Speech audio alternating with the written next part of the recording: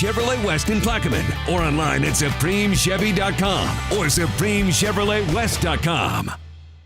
Hi, this is Michelle Southern from Eagle 98.1, and we'd like to invite you out to the Texas Club Friday night to join us for Rockstar Search, Battle of the Louisiana Band. So Kenny Wayne Shepherd is looking for an opening act for his July 13th show at the River Center, and he wanted a local Louisiana band. So 5 bands will be battling it out for a chance to open for the guitar legend, and they need your support. So join us on Friday night for a battle of bands like you've never seen before, presented by Parish Construction and Roofing. Doors at 7, show starts today. Visit thetexasclub.com for tickets. Why do billion-dollar insurance companies regularly delay and deny valid claims? Because that's how they got to be billion-dollar insurance companies. If you've been injured, I'd like to help. Spencer Callahan is the one to see. Call 387-2323. LA filing number 16-7969. WNXX, Jackson, KNXX, Donaldsonville, and WDGL HD2 Baton Rouge. This hour brought to you by Spencer Callahan Injury Lawyers, LA 21-12681. Offices in Baton Rouge.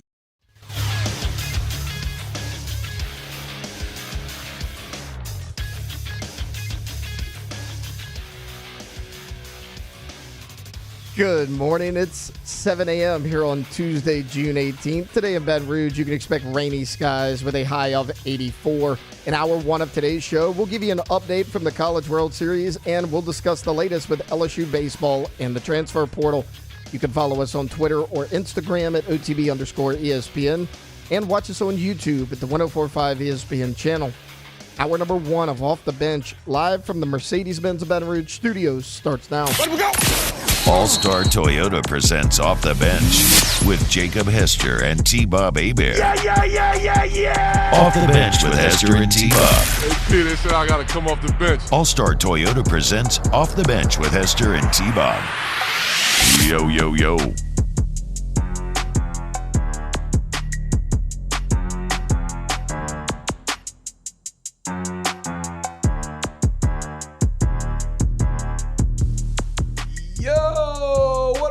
Welcome in, OTB Tuesday. Hope you're all having a wonderful Tuesday here. We got a fun show planned for you this morning. If you're a baseball guy, we'll do something we haven't done on this show yet. I apologize. I'm sure, Hunt and others have been keeping you up to date a ton on this current recruiting class, but there's a couple news pieces, so I figure we can kind of run down the recruiting class, see who are the guys you need to be worried about coming up with the draft? Who's going to sign right now? LSU with the number 2 recruiting class in the nation. So I'm excited to get into all of that. Hour number 2, we're going to kick it off with a kind of a State of the Union on the New Orleans Saints, now that we will not see them again until the end of July. I mean, public practices, right?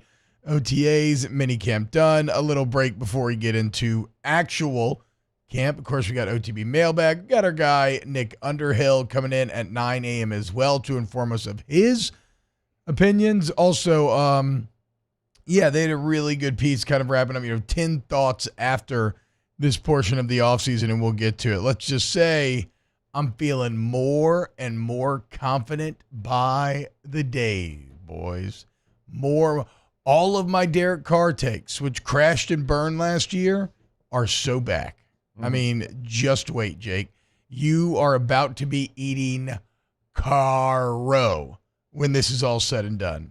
How are we feeling today, guys? I see what you did there. Yeah, you like that? Not your worst. Little Carro. Caw! Now it's bad. Get a good crow noise ready, Alondra, because every time he goes for 350 and 4 tuds, we're crowing it up every Monday. Real quick, I don't need it. Yes. What? So I don't need it. No, okay. No, Alondra. No, damn it. No, I need your support here. You're going to need it a ton. 350 might be a little heavy. Let's say 265 and 2 touchdowns with no picks. All right. Then we'll play the crow noise. Hell yeah. So I just want to make sure I got it right. Yeah. So a quarterback who's been in the NFL for over a decade. Yeah. Basically on air, when nobody can touch him, he's thriving. Hey, do you remember? I just want to make sure I got the parameters right. Do you remember Randall Cunningham with Randy Moss and Chris Carter? Because I do. Yeah, I remember it. Yeah, okay, exactly. He was in the NFL for a long time for that season. Yeah. He was really good with the Eagles before then, too. He was okay with the Eagles. He's about Derek Carr with the Raiders with the Eagles. A couple Pro Bowls mixed in. Sir. Yeah, look it up. Couple Pro Bowls. Look it up. Sir. Look it up. Are you telling me that Derek Carr with the Raiders was the same player as Randall Cunningham with the Eagles. Not stylistically, but success-wise, yes. That's exactly what I'm telling you. Remember Michael Vick randomly turned into an MVP passer that one year? Huh? Remember that? I remember. Okay. And that was after a pretty long career as well. So, yeah, look, what do you always say? An old dog can't learn new tricks, but... An old dog can trick you every once in a while. Oh, boy, that sounds like Derek. But the whole point of me bringing up him being in the league for a decade and having success in OTAs is he should have success in OTAs because... And he is. He's a veteran quarterback, and also he can't get touched. I'll reiterate that. What does he struggle with? Getting touched. In a new, sexy offense. It's going to protect him better than ever. Feeling very bullish about Derek Carr and the New Orleans Saints. How are you two feeling back there? Honestly, I hate to bring off-air stuff on the air, but I'm just so disgusted. I'm so disgusted by Taylor's actions this morning. Hey, way to call me out. Shocker. Are you talking about the orange monster? No, but that's a choice too. No, poor Jake has his back broken. Oh, yeah. I was going to bring this up. Jake's back is thrown out really bad. He's hurting, freaking fighting through it every said, day. You go get your own mic. Taylor didn't even set up his mic today. He made him carry it himself. Set up T-Bob's, I think, just to try to flex on me. Yeah. Just a little subtle negging there from Taylor. Do you have anything to say for yourself? Yeah, so the actual story of what happened, this happens all the time because I'm an idiot. And, yes. I have a morning routine. I'm typically pretty good at the routine, but every now and then I just forget Jake's mic. It's because you didn't go with Nos this morning. To you went with Jake's Monster. credit. You're off your game. Again, I explained you don't always have to break out the big guns, T-Bob. I didn't think I needed the big guns this morning. Turns out I do. But to Jake's credit, he never complains. And every time I see it, I'm surprised. Goes to work. He just walks out the room, and I'm like, where's Jake going?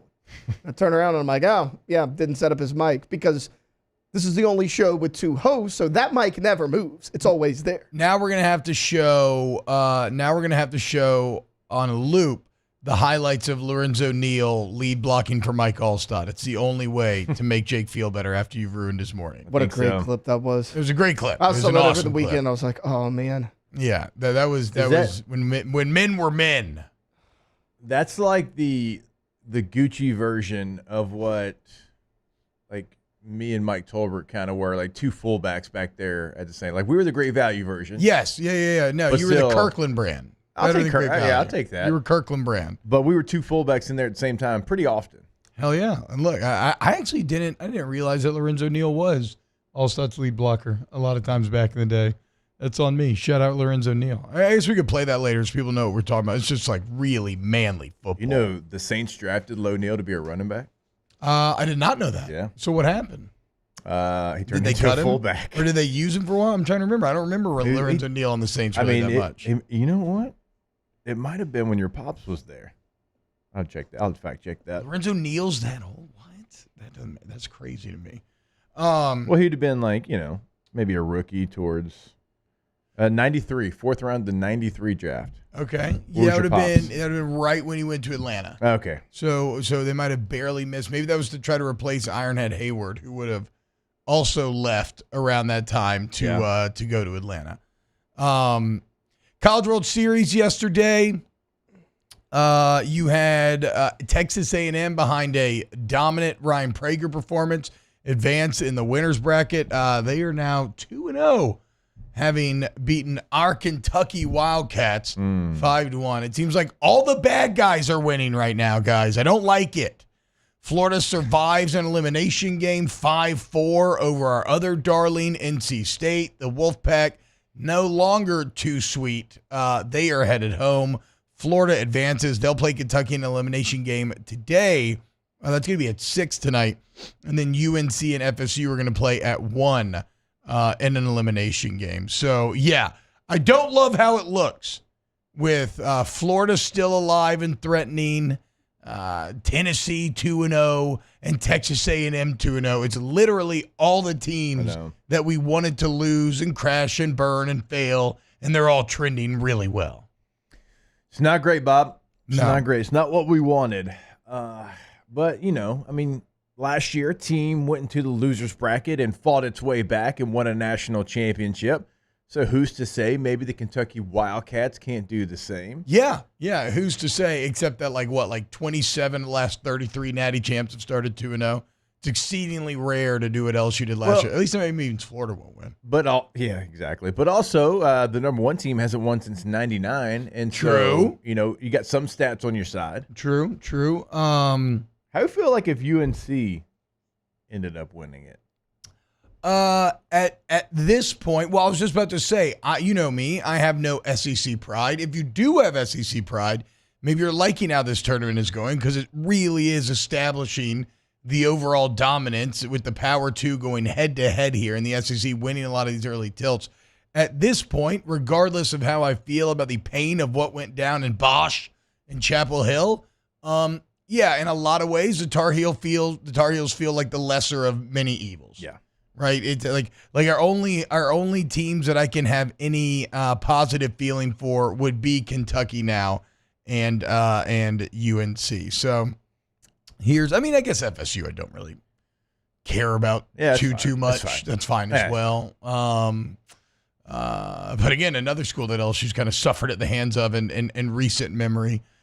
So yeah, I guess UNC, FSU, and Kentucky, we still got a few that I can drum up some positive feelings for.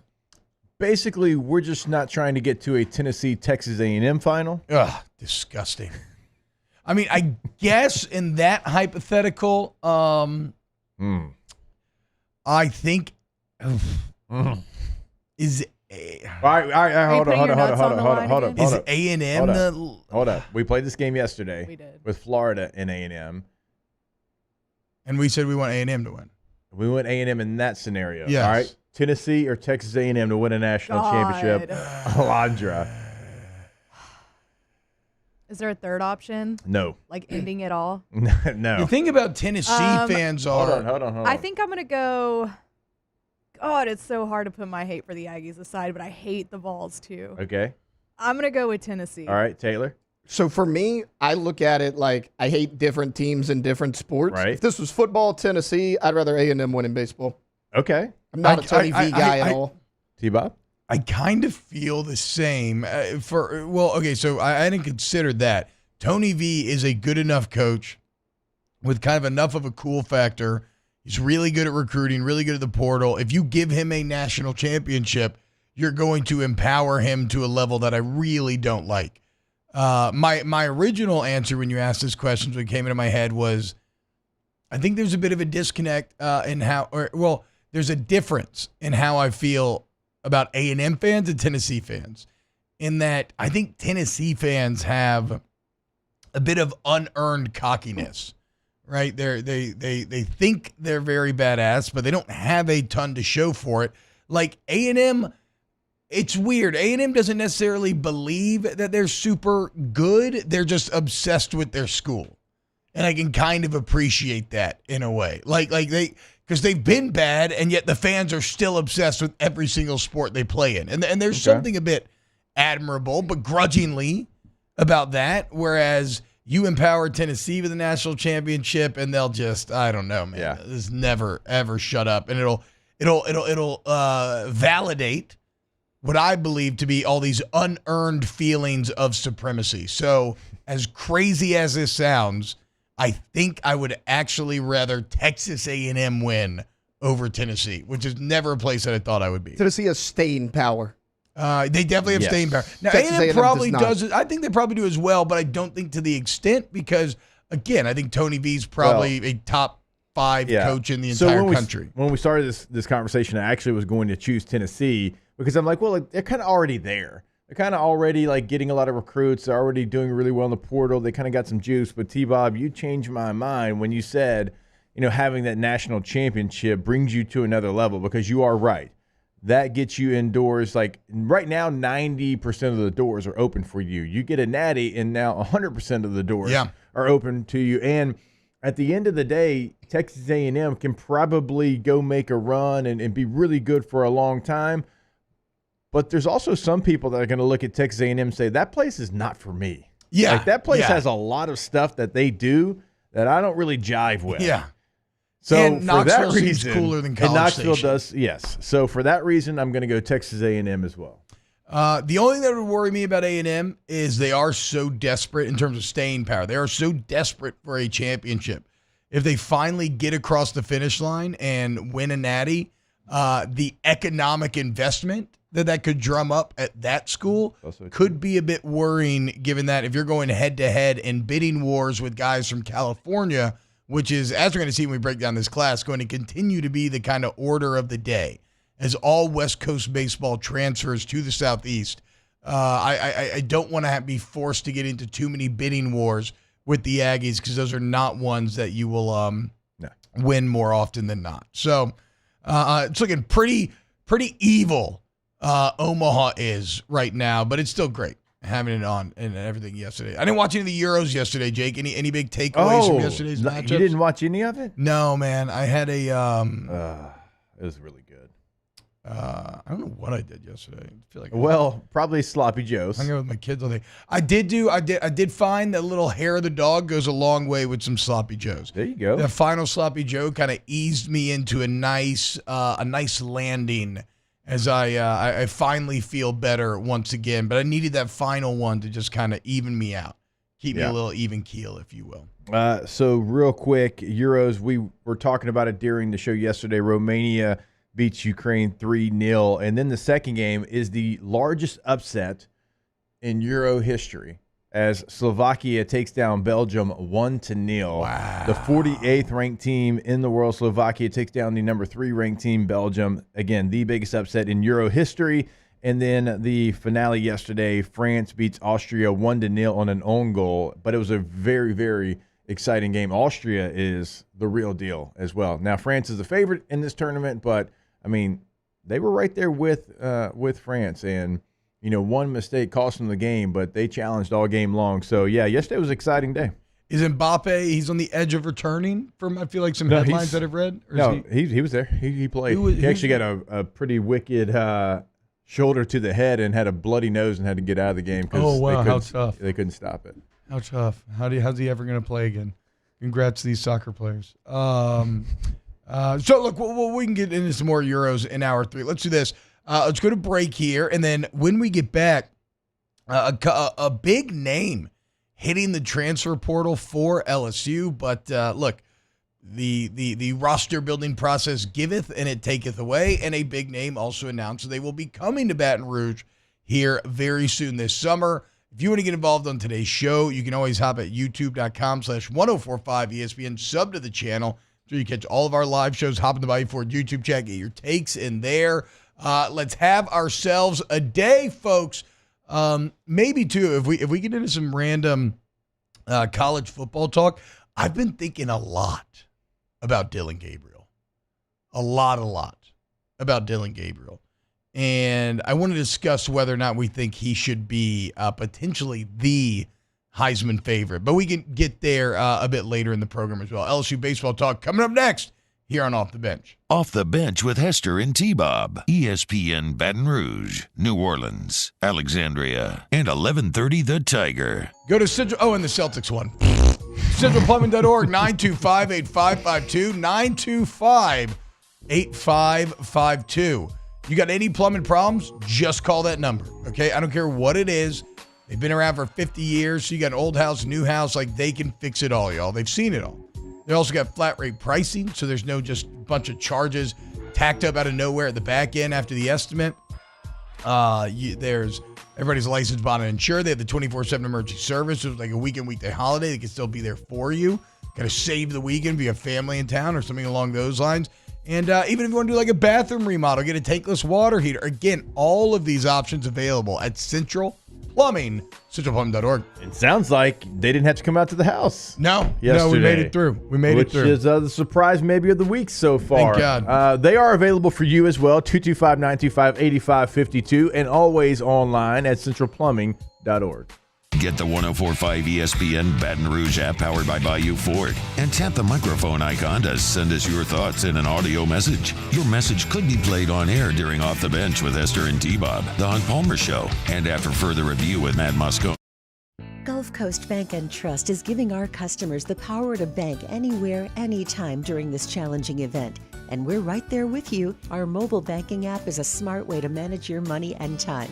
Gulf Coast Bank and Trust, the bank that cares about you. Gulf Coast Office Products is a nationally recognized Savin office equipment dealer based right here in Louisiana. Over 100 employees strong, Gulf Coast has the boots on the ground to support all vertical markets from education, engineering, legal, and finance. With the latest in office technology, from desktop to production segment unit, Gulf Coast and Savin have the perfect fit for you. Call 225-756-2644. That's 756-2644 for Gulf Coast Office Products. There it is, the extra mile, on the border of expected and extraordinary for those willing to go further, like vans customized for work or play, with safety and tech to keep you connected, supported by a 5-star sales, service, and finance team, and backed by the 1-star you know. So go the extra mile. It's never crowded, because so few have what it takes to go there. Mercedes-Benz Vans. I've been doing business with Luba for 25 years. They're dependable, trustworthy. It's just the attention to detail with our clients. Our folks have years and years of experience. They're highly trained professionals, but many companies have that asset.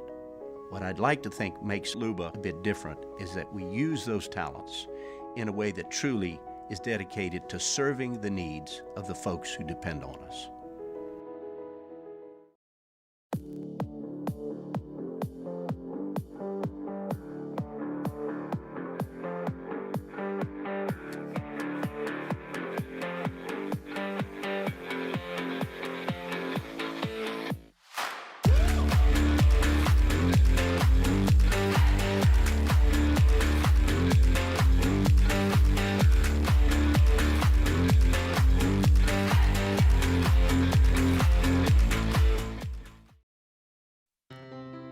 When it comes to ending cancer, we push forward, always working together for you.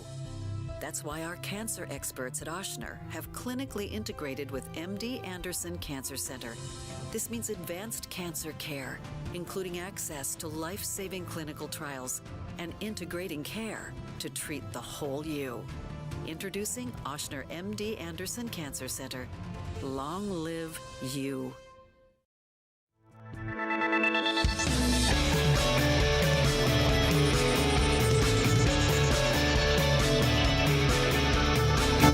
For the Tuesday edition of Live at Lunch, live at Doe's Eat Place on Government Street in Mid-City. 11 a.m. to 1 p.m. Tuesday, Live at Lunch, live at Doe's, 104.5 ESPN, Baton Rouge.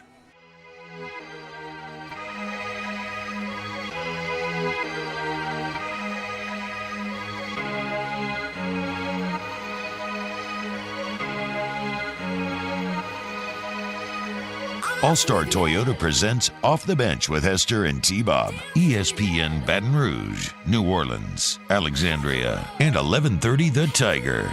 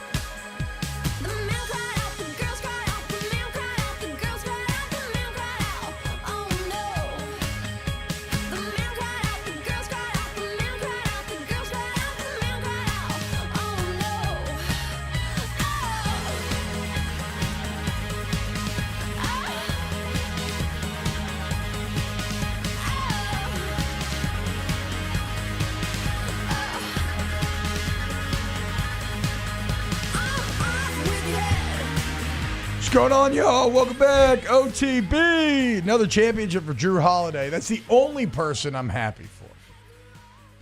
Whatever, Boston.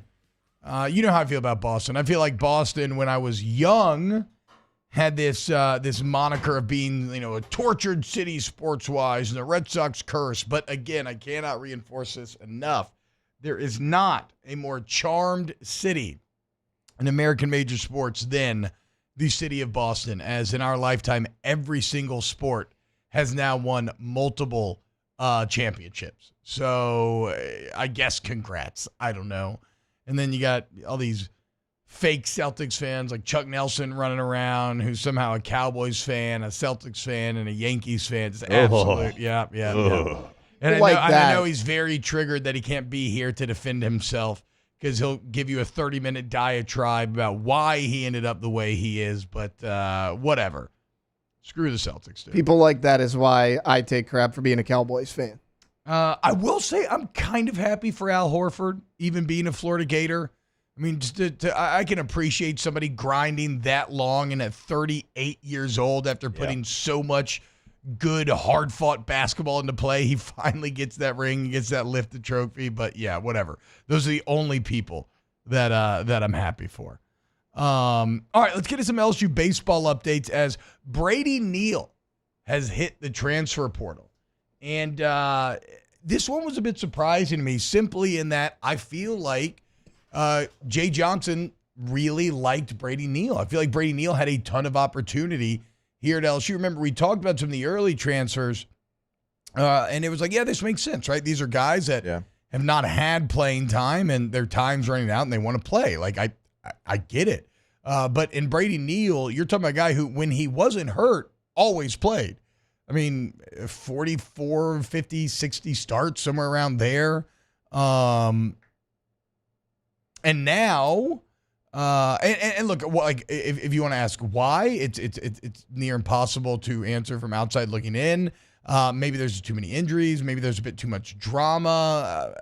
I don't know. I don't know what the case is, but it's interesting from a year-to-year basis in that we entered this season saying your cup overfloweth at catcher when you talk about having Travinsky and Milazzo and Brady Neal all coming back. And now you have bodies, but they're kind of relatively unproven, right? You got the JUCO transfer Blaze Priester.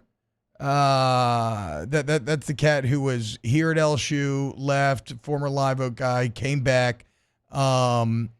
You have Luis Hernandez, who you just signed from Indiana State, their power hitter. I think he's kind of a catcher DH, like a little bit of a Travinsky type guy. And now we'll get to the recruiting class in a bit, but you got to try to get Cade Arambide, I don't know if I'm saying that correctly, to come to school. He's the top high school catcher in this summer's MLB draft, but he's not one of the guys that is just guaranteed to go to go play professional baseball immediately. So if you could get Cade here, well, then you'd have three more names competing for that job. Reaction to Brady Neal deciding to take his talents elsewhere? I'm like you are. I'm a little bit surprised because he did have multiple opportunities to play, like as long as he's been here, starting as a freshman. I mean, he was somebody that Jay Johnson talked glowingly about. Every time that he talked about him, you could tell like he'd sit up in his seat a little bit, get a little excited about talking Brady Neal. And even this year, like he went through some struggles, but when healthy, oftentimes he was out there. Even at the end of the season, you put him in there in the regional, he gets hot, and you stick with him. And so like he was in there till the very end. And you were in this crowded, position battle. And look, you won it your freshman year, and your sophomore year, you got some run as well. And now that that's clear, that's when you decide to leave. So it is a little bit surprising. He certainly had some success here in an LSU uniform. He would have, without question, I think, I mean, unless I'm missing something, he would have been the day one starter in the fall whenever they reconvene over there in the box. And so it is surprising to see this name. And now it's a position like you laid out, T, where you had a surplus, maybe more than anybody in the country, and now you're searching for a starter, some bodies, some depth. I mean, you kind of need it all at this point. What do you think doomed Brady Neal eventually in the end? Was it his defense? I mean, I try to think about kind of the Brady Neal moments defensively, and I'm not calling up too much off the top of my head. In fact, I'm probably guilty of and now a bit of this is like negative confirmation bias, maybe, where the bad stuff stands out so much more than the good. But, I mean, it does feel like, again, to my layman's eyes, that outside looking in, that was an area in the game in which he never quite fully came into his own. No. So maybe during exit meetings, they're talking about wanting to get more defensive that position. I don't know. But, again, Brady Neal, like even Javen Coleman, I understand, right? Coleman seemed like he had all the potential in the world early on. He catches an injury. It kind of upsets everything. And even though he plays again after that, he never, like, you kept expecting Coleman to break through and maybe be that consistent lefty, maybe like a midweek starter, somebody they're going to use in regionals and whatnot. And he had those opportunities, but it never worked, right? And so him leaving again, that made sense. Neal is the first transfer, maybe Cam Johnson as well, simply because he was so young. You figure that that you could maybe kept him around for further development. But yeah, so Brady Neal, though, the most surprising exit to me thus far. But as I said, roster building giveth and taketh away. And the giveth part of this is that Derek Curiel announces yesterday that he is coming to Baton Rouge. This is an outfield prospect. Played on the Team USA under-18 team. Started 7 games at center field for that team. Hit like 240 there. But he's the number 10 overall prospect in the country. So that's big time. He's the number 117 MLB prospect. So like that's kind of exactly what a college baseball coach is looking for, right? Somebody who ranks very highly in relation to their high school peers, but maybe not uber high on the MLB draft board, therefore kind of incentivizing him to return to LSU. So Curiel's going to be joining up, and now you look at the outfield that you're going to be bringing to bear next year. Larson, Jake Brown, Ethan Fry, Mike Paul, all back. You added Daniel Harden from JUCO. Josh Pearson could potentially return. I didn't really consider that. We'll see what happens when it ends up happening with Pearson. Doesn't want to play with his little brother because John Pearson from West Monroe, as we know, going to be joined as well. And you signed Connor Griffin, the Gatorade National Player of the Year. However, he's going to be a top 10 pick in the MLB draft, and so there's basically a 0% chance that Griffin will come there. So you're probably looking at Curiel, Larson, Brown, Fry, Paul, Harden, and maybe the Pearson bros as your kind of pool that you'll be selecting from when it comes to the outfield. Yeah, just looking at a couple of the members of the signing class. I mean, it's the who's who, like it has been for years. But I mean, you get big news yesterday. I mean, you're talking about somebody who ranked number 5 overall for the 2024 MLB Draft with Prospects Live, ranked top national player by perfect game. I mean, you're getting somebody that you would have assumed had no chance of getting to school. So that's big news. And we talked about it yesterday. You're not going to totally go away from recruiting guys like this because every once in a while this will happen. Yeah. Like you'll get one of them to campus. I just think Jay's going to change his model a bit where he gets more veteran transfers to come in to be able to, fill in the gaps because you're going to miss, like you mentioned, like Connor Griffin probably not coming to school. So you're going to miss on that. So he's going to go get somebody who's, played at Indiana State or wherever they've played. And that's where they're going to supplement, that position, that player, somebody they were counting on with, but still try to go get the top high school guys because you're going to get, the top-rated player according to Perfect Game, or at least the national player, to come in and go to school for 3 years. Chav of the chat says LSU has a generational catcher that's all but 100% coming in. That's Cade that we just mentioned, Gatorade Player of the Year in Texas. Top high school catcher in the draft. One attractive part about LSU now with the Brady Neal exit is that if you are kind of a freshman phenom and you have the confidence of, I want to go play immediately, the path to the field would be wide open for Cade. So we will see. Also, chat saying that Brady Neal had a 990, field percentage Milazzo 995. So maybe I'm overstating Neal's defensive struggles. Again, like I said, to my layman's eyes, it just felt that way at times, but maybe I'm just guilty of looking at some of the bigger moments in which things went awry and painting too large of a picture with said moments. Let's do this. Let's go to break, and then let's run down this recruiting class as it stands right now ahead of the draft. Who's going to be coming in? Who do you need to be on the lookout maybe to go? And who should you be excited about? Champ says Jay's going to bring in a transfer catcher to be the guy with freshman struggles. Well, again, I mean, I guess he's already attempted that some with with bringing in Blaze Priester, bringing him back, and Luis Hernandez. So we'll see there. Let's get into the recruiting class next, though, here on OTB. Off the bench with Hester and T-Bob. All-Star Toyota of Baton Rouge, allstartoyotabatonrouge.com is the website. Go to All-Star Toyota today. In fact, go to the website and start to explore all the vehicles that they have on offer. You can go start to look at some of the great deals that they got going down constantly.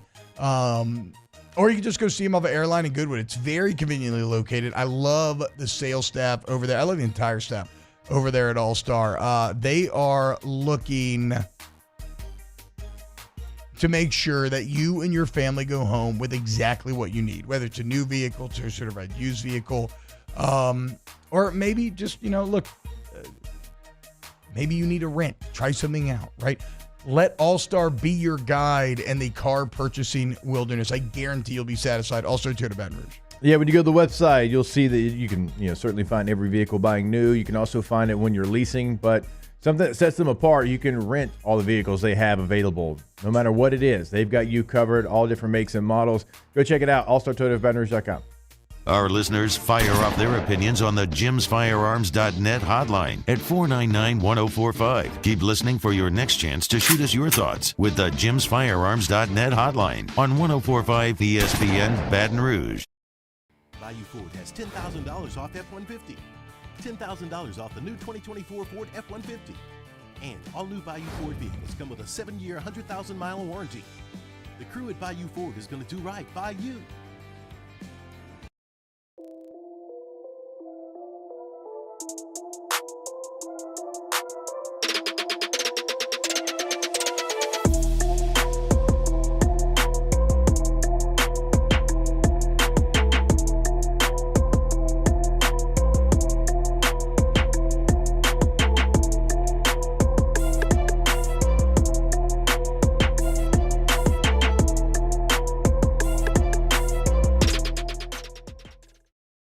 BRAC teamed up to reimagine your parks, and you imagined big. With your help, we went to work, creating 12 beautiful community parks across the parish. A family-sized water park, miles and miles of trails, and parks just for your dogs. There are more places to splash, to explore, to run wild, and even soar. You imagined, we delivered. Gold. BRAC, your #1 park system in the nation. Electricity is all around us, and our families depend on it. Every day is sparked by the power of a cold drink or a warm meal, a movie night, and a comforting light at the end of a dark hallway. From sunrise to sunset, playtime to bedtime, our team is ready to take care of your electrical needs. Even in the case of an after-hours emergency, the light in your life shines brighter with Mr. Electric. Hey, it's Matt Moscona. For years, you've heard me tell you about Insurance Network of Louisiana, helping you find better coverage for less money. But it's not just for your home and auto. They also offer commercial property. So, retail stores, professional offices like doctors, dentists, attorneys, clothing boutiques. Insurance Network of Louisiana can find you better coverage for less money. They service the entire state of Louisiana, and they're local. So call today at 293-0450 or lainsurance.net. Jerry and Benny Payne began Central Plumbing Company out of their driveway in Tanglewood subdivision. 50 years later and 4 generations down the road, we continue to serve Baton Rouge and the surrounding areas for all of their plumbing needs. Residential, commercial, industrial, or hospitality, Central Plumbing is here 24/7, 365. We want to thank our customers, family, and friends for 50 years of success. And looking forward to 50 more. Gulf Coast Bank and Trust is giving our customers the power to bank anywhere, anytime during this challenging event. And we're right there with you. Our mobile banking app is a smart... Join me for a Tuesday edition of the Hunt Palmer Show, presented by Pluckers, Glenn West talking Tigers, Sharif Ishak on the Saints, and the latest from the College World Series. On Palmer Show, 1 to 3 weekdays, 104.5 ESPN, Baton Rouge.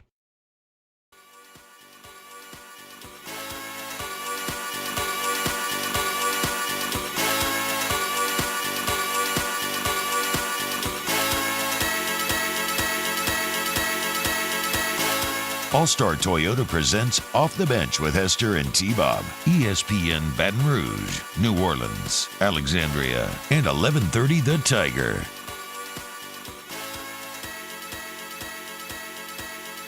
One more time.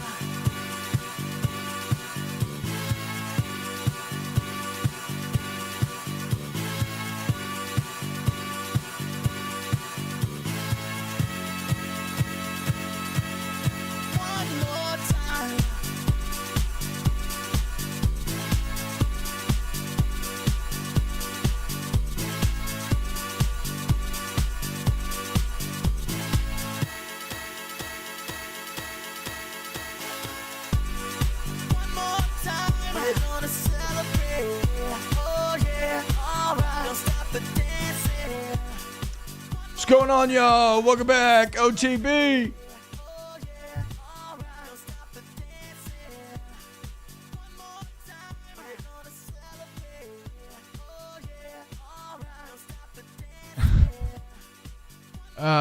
Jeff G says, T-Bob, you sure heard a lot of second champs opinions, though he only has Little League baseball knowledge. Yeah, but he is a multi-time Little League baseball champ, dude. He's like 3-year Letterman. You got to show some respect, okay? You can't win the big championships. You can't win the tiny ones first. I mean, I should put just as much into Jake, given that he is also a multi-time Little League champion now at the Lug Nuts. Go Nuts. I mean, Go Nuts. A lot of rings. Go Nuts. A lot of rings. I do love that a lot of the people that love having their travel ball kids get rings for every tournament are also the people who are like, too many trophies. But whatever, that's a conversation for God, I would love another I would love a good trophy and not a ring. Yeah, like just you know a what I'm saying? classic Like trophy, about yay big. Yeah. However that big is, about yay big. You can't see on radio, but it kind of pisses me 7 off inches, too 8 that inches. like they get nice looking fake rings, and if you win a college football national championship, you get a nice looking fake ring. It's fair. Wait, did y'all see how they messed up the Chiefs' rings? Yeah. Wait, I mean, it's a very, very little scuffle, but they did. They messed up No. the seating for the Dolphins. Yeah. They put them as 7, that they were 6. Which a lot of people were asking, like, why put the seeding of the team you played anyways? Like, who cares? Yeah, I don't know. also That's, I mean, but once you make that choice, you probably should. You probably should get it right. Oh, this is interesting numbers from Gulf South. Neal had more power than Milazzo, but Milazzo hit 267 in 55 at-bats. Talking about in SEC play, Neal hit 143 in 51 at-bats. Not to mention Milazzo framed pitchers better than most other catchers. Not even close. Yeah, look, I mean, you know me. We said that we think that Milazzo's kind of rise in the second half of the season was one of the core reasons why LSU did start to play so well. All right, let's get into this recruiting class, and we'll start because right now LSU is the number 2 recruiting class in the entire nation when it comes to baseball, and it starts with Connor Griffin. Again, top 10 MLB pick. This guy's awesome. There's no chance that he's going to make it to LSU. If you're a top 10 pick, why would you, right? I get it. Next on the list, Cam Caminiti. How about that, Jake? Oh, man. Cousin of former MLB MVP Ken Caminiti. Ken Caminiti had a rocket from third base. Good name, too. Yeah, great name. I love Ken and Cam, too, as well. But Cam Caminiti is the top left-handed high school pitcher in the country. He struck out 119 in 52 innings this last year, a 0.93 ERA. He, too, will almost assuredly not end up at LSU. Yeah. The first name that is probably the biggest MLB prospect that could end up at LSU would be William Schmidt, right-handed pitcher from Calic High, right here in Baton Rouge. He's got a 0.44 ERA, 102 Ks in 62 innings. He's a top 30 MLB prospect, but given his Baton Rouge ties, he loves LSU. He actually, I love this little note that I found in the Advocate. He attended the regional in Chapel Hill. So there is some, there is some fanhood love, certainly, for Billy Schmidt there. It's just a question of what's the money like and what is he being offered NIL wise? Where does he think his best path to make the majors is? Because again, it's not a purely monetary decision. Like I do also agree with the take that maybe college, if it can go awry. Certainly, we've seen who was the old Maurice Hampton's kind of the worst example of this, turning down $2 million out of high school and never really attaining that sort of offer again. But in terms of just making it to the pros, I think there are arguments to be made that college is arguably a better path than the minors at times. Still, William Schmidt is someone who you should be watching very closely, be very excited about if he ends up in Baton Rouge. Yeah, looking at MLB.com, they've got Connor Griffin going 9th overall to the Pirates. They've got Cam Benetti going 11th overall to the Tigers, right? So that's two of the guys that we talked about. I want to say I saw Schmidt on here. I know he's a first-round pick, but so like that's the challenge. Whenever you get players like this, like how many can you get to campus? How many are you going to lose? And it's been going on forever. It's a back and forth. I remember talking with Paul Maneri about this many times. Schmidt, by the way, Diamondbacks 31st overall according to MLB.com. He was like 2 weeks ago when I looked into this, he was in the teens. So maybe there's some idea out there that maybe he's kind of. Because I remember seeing him and he was actually mocked ahead of Tommy White. Now, as I understand the draft, though, if he ends up getting drafted in the first, in the first 3 rounds, then basically the team already knows that they're going to sign, right?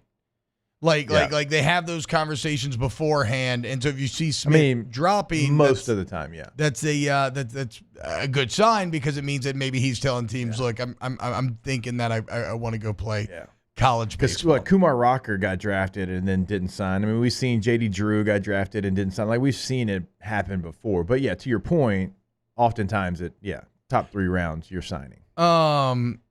Let's do this. Let's go to look here. Gulf South Schmidt has been falling down draft boards recently, gone from top 10 to the bottom of the first, top of the second lately. Okay, so maybe that's some of the conversations that are already taking place. When we get back, I got a trio of just giants that LSU could potentially be bringing in that just from a purely physical intimidation standpoint, I think would be pretty exciting. More next here on Off the Bench. Off the Bench with Hester and T-Bob. Go to Trash Rangers, TrashRangersLLC.com, TrashRangersLLC.com. Also go to TrashSignup.com. If you're just looking for your residential waste management, you live in Livingston or Ascension, they got you, man. See those red cans popping up all over the place. Be one in that number. But if you are a business and you need front load dumpsters and you need your trash taken out 1, 2, 3, 4, 5, even 6 times a week, Trash Rangers understands that, look, all businesses are different. They need to be flexible because they're local. They work with you, and they can find a solution for you no matter what. So when it comes to your waste management, screw the national guys. Go with the locals, again, that give a damn, that are reliable, efficient, great price, better service. Trash Rangers. Yeah, and what they say is all you pay, so no hidden fees. We talk about that often, but also do not forget about the roll-off dumpsters. Great rates, variety of sizes, and you in Baton Rouge can take part in those roll-off dumpsters. Call them today. Check out the website, TrashRangersLLC.com. In times of need, get a full list of phone numbers, websites, and other important emergency information on the Demco Stormwatch page at 1045ESPN.com. When it comes to ending cancer, we push forward, always working together for you. That's why our cancer experts at Ochsner have clinically integrated with MD Anderson Cancer Center. This means advanced cancer care, including access to life-saving clinical trials and integrating care to treat the whole you. Introducing Ochsner MD Anderson Cancer Center. Long live you. Gulf Coast Office Products is a nationally recognized Savin office equipment dealer based right here in Louisiana. Over 100 employees strong, Gulf Coast has the boots on the ground to support all vertical markets from education, engineering, legal, and finance. With the latest in office technology from desktop to production segment units, Gulf Coast and Savin have the perfect fit for you. Call 225-756-2644. That's 756-2644 for Gulf Coast Office Products. There it is, the extra mile, on the border of expected and extraordinary, for those willing to go further. like vans customized for work or play. With safety and tech to keep you connected. Supported by a 5-star sales, service, and finance team. And backed by the 1-star you know. So go the extra mile. It's never crowded because so few have what it takes to go there. Mercedes-Benz Vans.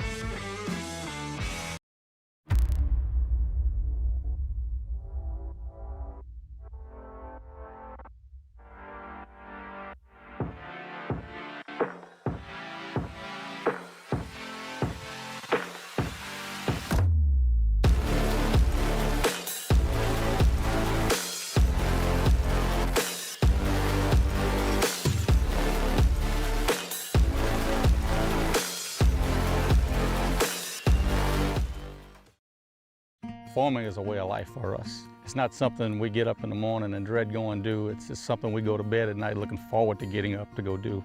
John Deere equipment is what we as farmers strive to have. So it's in your blood, it's in your veins. It's just a part of who you are. Green is what we want to be in. The other tractors were acquired to patch it up to get to where you want to be. Where we want to be is in John Deere. Flip the switch and learn more about what it means to be powered by sunshine at sunequip.com. I've been doing business with Luba for 25 years. They're dependable, trustworthy. It's just the attention to detail with our clients. Our folks have years and years of experience. They're highly trained professionals. But many companies have that asset. What I'd like to think makes Luba a bit different is that we use those talents in a way that truly is dedicated to serving. Matt Moscona inviting you to join us for Tuesday's AFR, powered by Sunshine, your hometown John Deere dealer in Louisiana. Shea Dixon after a busy recruiting weekend, and LSU transfer pitcher Zach Cohen. Join us 3 to 6, 104.5 ESPN Baton Rouge.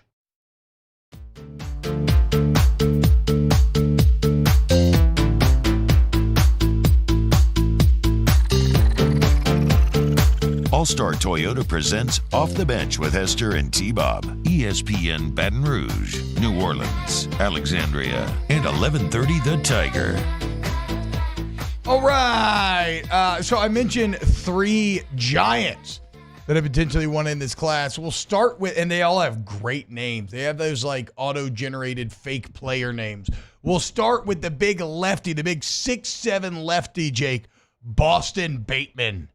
Love it. Alliterative, powerful, punchy. Boston Bateman, he's from California. He's a top 50 MLB prospect.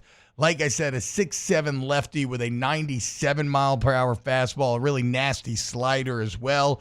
And depending on what Griffin Herring does, LSU could potentially lose 7 lefties in this offseason. So that would be huge to get him in, obviously. Then there's Maverick Rizzi. That's right. Maverick Rizzi. Maverick Rizzi. A 6'9" righty with a 96-mile-an-hour fastball. He'll be attending the MLB Draft Combine, so we'll see how Maverick does there. And then finally, there's Stunner Gonzalez. I mean, again, what are these names? Bateman, Rizzi, Stunner. Stunner Gonzalez, a 6'7" righty from California. Only a 93-mile-an-hour fastball. But think about that, dude. If you got Maverick Rizzi, Stunner Gonzalez, and Boston Bateman all to show up, not only would there be these awesome names, but combined with Chase Shores, you would have 4 pitchers 6'7" or above. 2'6'7", 1'6'8", 1'6'9".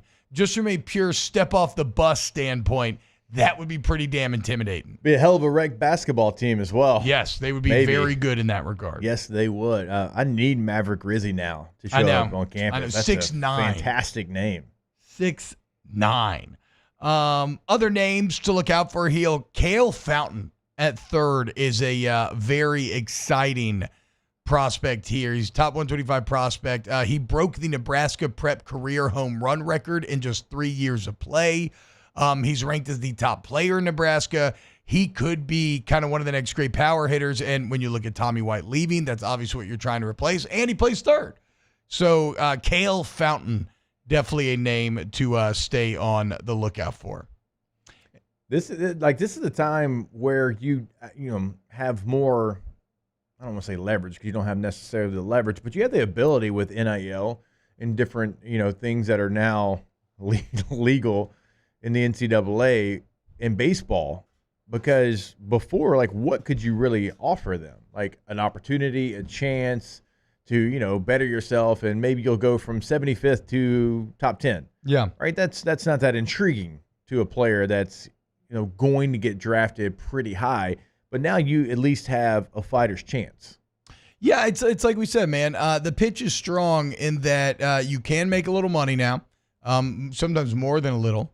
But also you get the college experience, right? I mean, regardless of how you feel about money, when you go straight into an MLB farm system, you're forcing yourself to grow up immediately.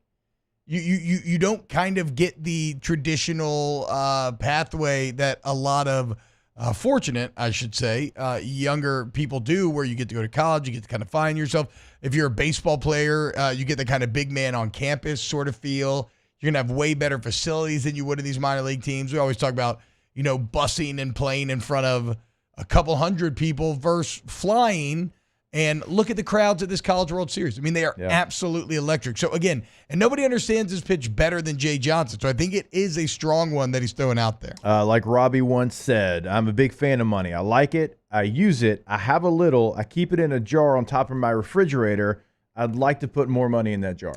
I think we all would. The last name I would mention here, although, again, there's a lot of good players in this class, Landon Victorian from Barb High School, a righty, actually got expelled from Barb for allegedly showing a pocket knife to his coach during a meeting, which was in Louisiana? Coach, you little snitch? What's going on? Yeah, you a narc? Come on, dude. I mean, I don't know the story. I don't either. According to his, he's ranked as a top player in Louisiana, and according to his attorney, Todd Clemens, says he plans to play for LSU. This is a righty, throws 93, top player in Louisiana. Landon Victorian. All right, when we get back, let's talk some New Orleans Saints to kick off hour number 2 here on OTB. Off the bench with Hester and T-Bob. Go to Accutemp Baton Rouge, AccutempBR.com, AccutempBR.com. AC, heating, electrical needs, all there for you at Accutemp, where you get that service to the highest degree. And like I'm always telling you, y'all, this ain't BS. It ain't just lip service. If you don't believe me, because you're like, you're paid to do these reads. True. But I'm also a very happy repeat customer of Accutemp. And again, go look at the online reviews then, because we're talking about nearly 4,000 reviews, maybe over 4,000 now, and still a 4.9 Google review rating. They do everything they can to make sure you're satisfied. Accutemp of Baton Rouge. Yeah, when you go to the website, top right corner of the website, schedule online, red, I was going to say box, more of a rectangle there, T-Bob, but you just click on that, and you're probably going to be there today. And then once they decide, who's coming to your home, they're going to send you a profile, a picture, a little bit about that person. You can know exactly who's entering your home, somebody you can trust, AccutempBR.com. Value Ford has $10,000 off F-150, $10,000 off the new 2024 Ford F-150, and all new Value Ford vehicles come with a 7-year, 100,000-mile warranty. The crew at Value Ford is going to do right by you. The Windsor Senior Living Community in Mandeville, Louisiana is a beautiful, vibrant apartment community geared toward seniors. They are nestled right in the heart of Mandeville, where seniors live a more carefree lifestyle in spacious apartments with the peace of mind that comes from having a little extra help. Call the Windsor at 985-624-8040 to schedule a lunch and tour. Come see how the Windsor can be your passport to peace of mind.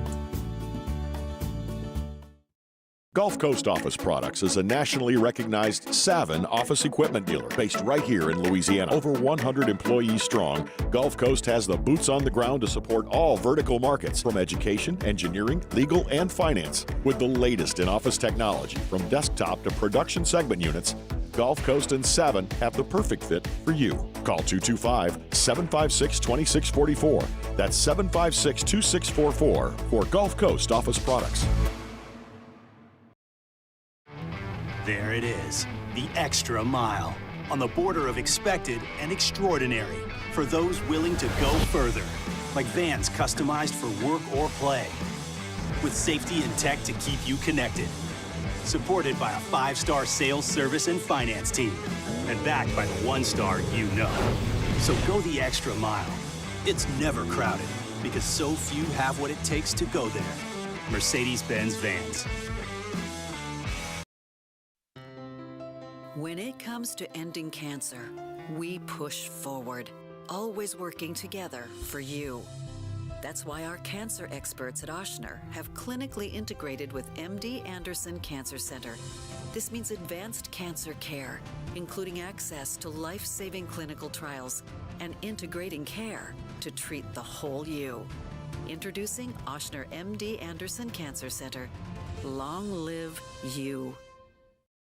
Hey, it's Matt Moscona. For years, you've heard me tell you about Insurance Network of Louisiana, helping you find better coverage for less money. But it's not just for your home and auto. They also offer commercial properties. So, retail stores, professional offices like doctors, dentists, attorneys, clothing boutiques. Insurance Network of Louisiana can find you better coverage for less money. They service the entire state of Louisiana, and they're local. So call today at 293-0450 or lainsurance.net.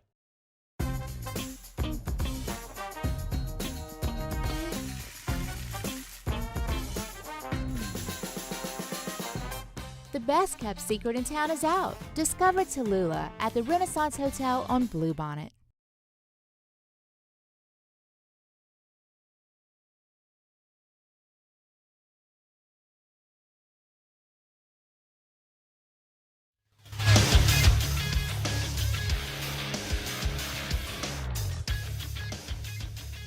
Good morning. It's 8 a.m. here on Tuesday, June 18th. Today in Baton Rouge, expect rainy skies with a high of 84. In hour 2 of today's show, we'll talk some New Orleans Saints football, and we'll have OTB mailbag.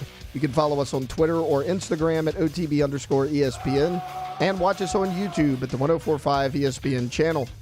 Hour number 2 of Off the Bench, live from the Mercedes-Benz Baton Rouge studios, starts now. Let we go! All-Star Toyota presents Off the Bench with Jacob Hester and T-Bob Hebert. Yeah! Off the Bench with Hester and T-Bob. Hey, Peter, they said I got to come off the bench. All-Star Toyota presents Off the Bench with Hester and T-Bob. Yo. Yo, what up, yo? Hour number 2 of OTB. Settle in, get yourself a coffee. Let's get ready to handle this Tuesday. T-Bob, Jake, Alontra, and Monsieur Chapeau hanging out with you today. Hope everybody's doing well today. Feeling pretty good. This coffee's finally starting to kick in. Is anybody else? Maybe this is all this rain. Anybody else feeling a little? It's a little bit of a summer malaise, a little bit of summer laziness in you. I don't know. I found it hard to really get up my energy levels today. No, I feel what you're saying. And I told you yesterday, look, with my back issue, like I am this close to having a full-ass breakdown. Yeah, just a full mental breakdown. Just very, very close. I cannot fathom not being able to work out, constant I'm right there pain, with you. The weight of 5 children and multiple jobs weighing on you. Yeah, that's not a good place to be. The pain, but the non-working out part is not fun. No. When you get in a routine and you're used to doing something and, those endorphins come from working out. It is, I find the more kids you have, the more you like working out because it is the only thing that keeps you sane. Like, I feel like I have to work out in order to stay in a good mood to deal with my family. Otherwise, I come and get grumpy and snappy. So good luck, dude. I don't know. Okay, what if I was a magical hedge witch or hedge wizard and I could offer you a deal in which your back would be healed, but you would have Landon Donovan's hair on national television? What are you taking? Put up the picture. If you have not seen it, this was Donovan's look at the Euros yesterday. If you're listening on radio, the only way I can describe it is it looks like he's a rookie at an NFL training camp. Yes. And they made him do one of those goofy, we're going to shave your head, shave that. We're going to make you look like a medieval monk. It is a shockingly bad hair setup. I don't understand it. There's still a random streak of hair hanging on for its life that extends from the top of his head to his sideburns, but then it looks like he got a fade but then stopped halfway through, but then on the top there's nothing but the vestiges of wisps of hair hanging on. And this man is going on, global. Millions upon millions of people around the world are watching this. Yeah, I mean, it's going to be one of the most watched things of the entire calendar year. It's the Euros. And so when I saw this, I'm like, dang, did LD sit down and start to get a fade and then said, you know what, I'm not that guy? Or did he sit down and say, you know what, it's time? I mean, to be fair, yeah, it's like if he was going for a fade, that would be the most questionable choice of all, because fades are supposed to taper into all the hair on the top, right? He literally has nothing left. True. On the top. Did he think we weren't going to be able to see his head? Well, I don't know. It's actually, it's idea. funny that you asked that. Can we put up the other picture? So he was having a conversation with Mike McGee, who is a really good soccer player, retired a couple of years ago. Probably his best time with the Galaxy. He was a national team member as well. But so him and Landon are boys. Yeah. They're boys. Yeah, I like how he has. I like how he has him saved in his phone, Landon Donovan, then with a goat emoji right afterwards. But yes, he is him or Clint Dempsey, probably the USMNT best player of all time. So Mike says, LD, check Twitter ASAP and probably fire your barber. Legit. And then with a smiley emoji. And then Donovan hits back with like the hand on the face Triple emoji. face palm. He says, where were you 7 hours ago? Had a hair transplant procedure 2 weeks ago and was told it wouldn't show up on camera. Fire them. I mean, who's Fire Rafa? who did the hair transplant? Who's Rafa Marquez? Because he must have got one too. Yeah. He said he responded, "Who told you that, Rafa Marquez?" I would have said, "Who told you that, Carlos Boozer?" And then there's multiple crying emojis. Donovan flipping him off with an emoji. And then he said, can I post this? This is the best part.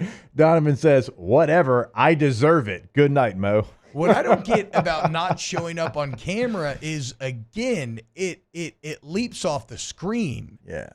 There's nothing subtle about it. And we were trying to work out the hair transplant angle as well. And normally when somebody gets a hair transplant, it looks kind of like painful and bloody, and you see those like dots everywhere.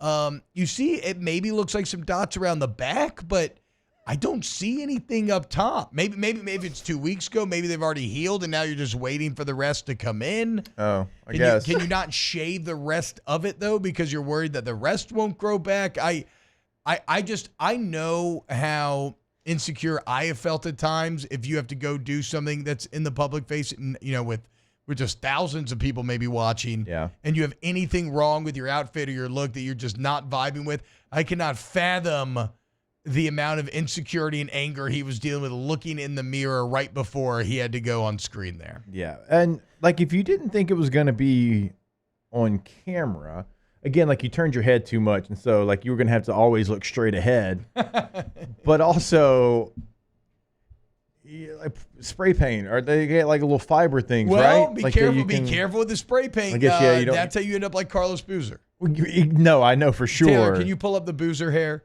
It's some of the all-time great bad hair that's ever been done before.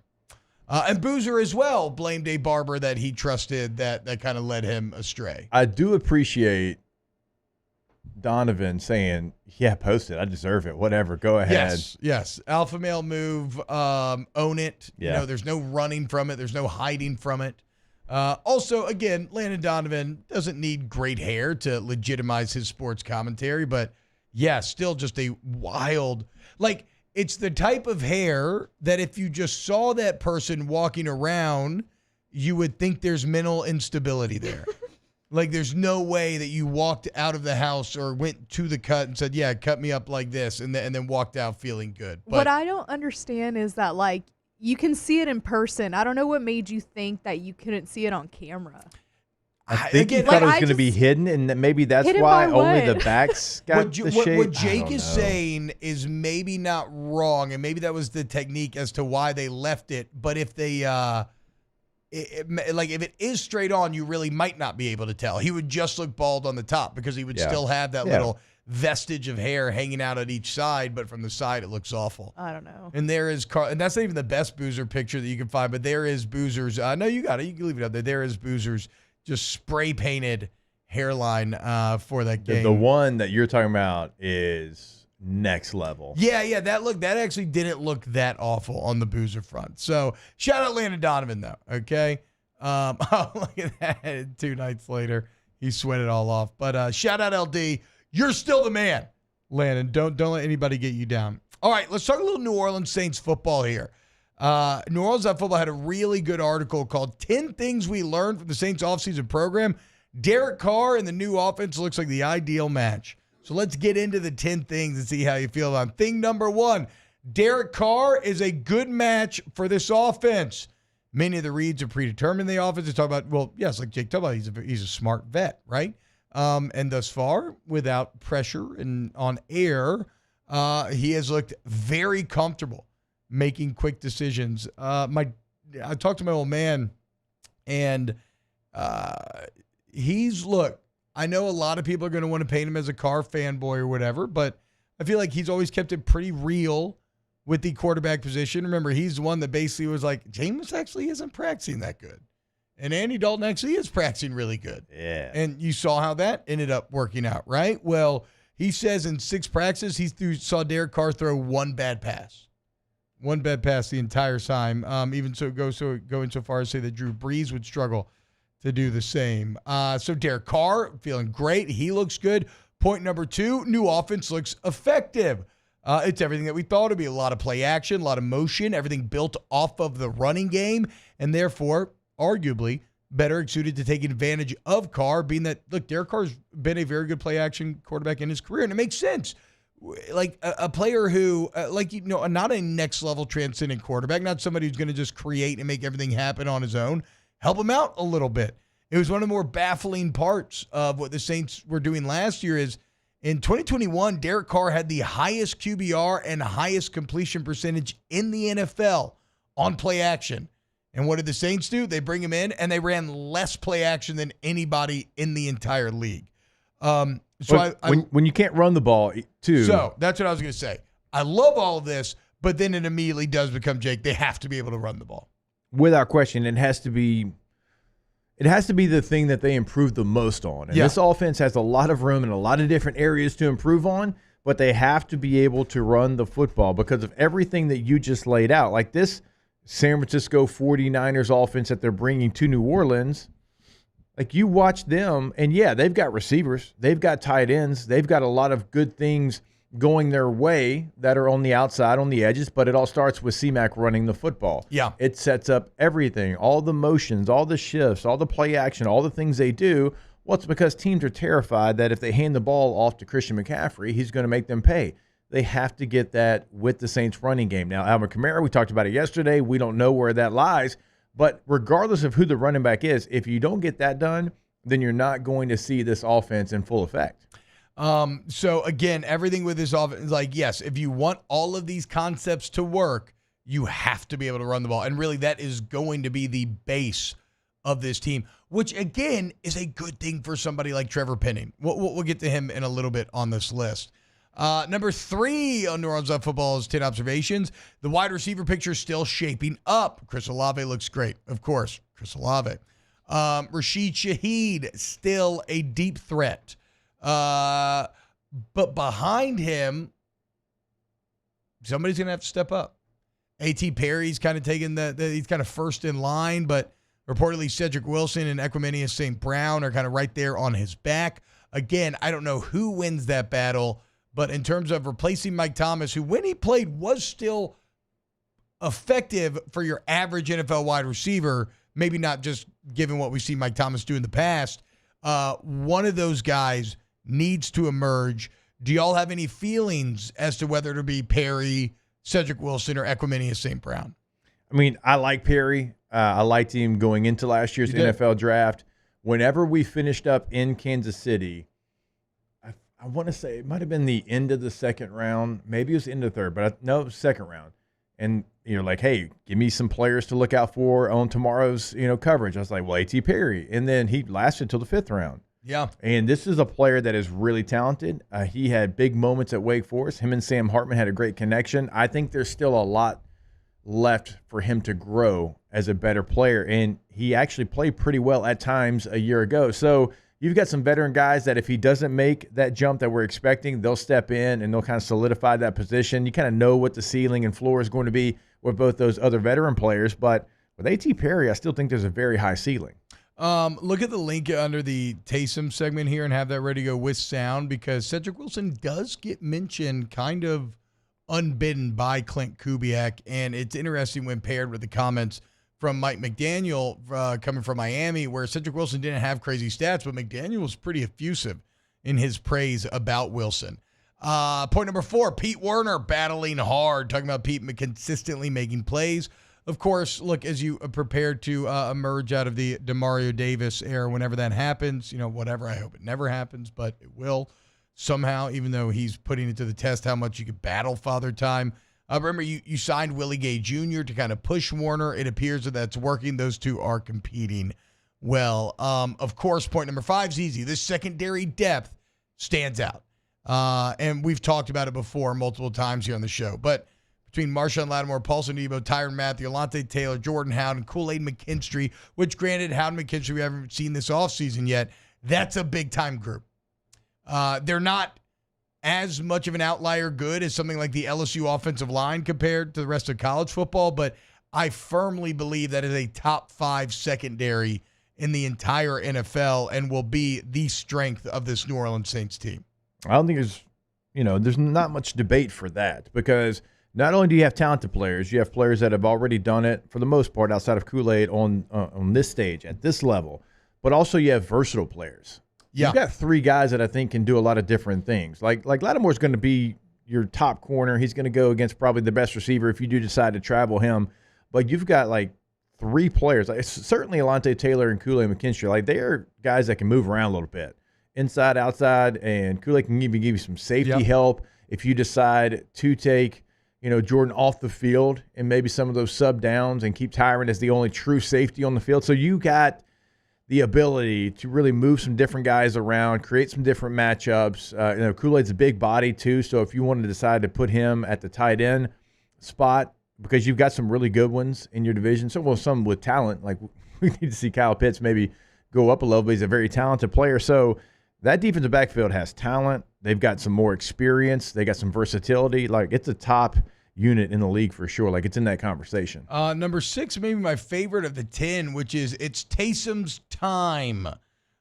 We mentioned the creativity of course, San Francisco and just using the weapons that they have in interesting ways. Clint Kubiak's now been handed maybe the most unique weapon in the NFL, and the staff has been using them all over the place.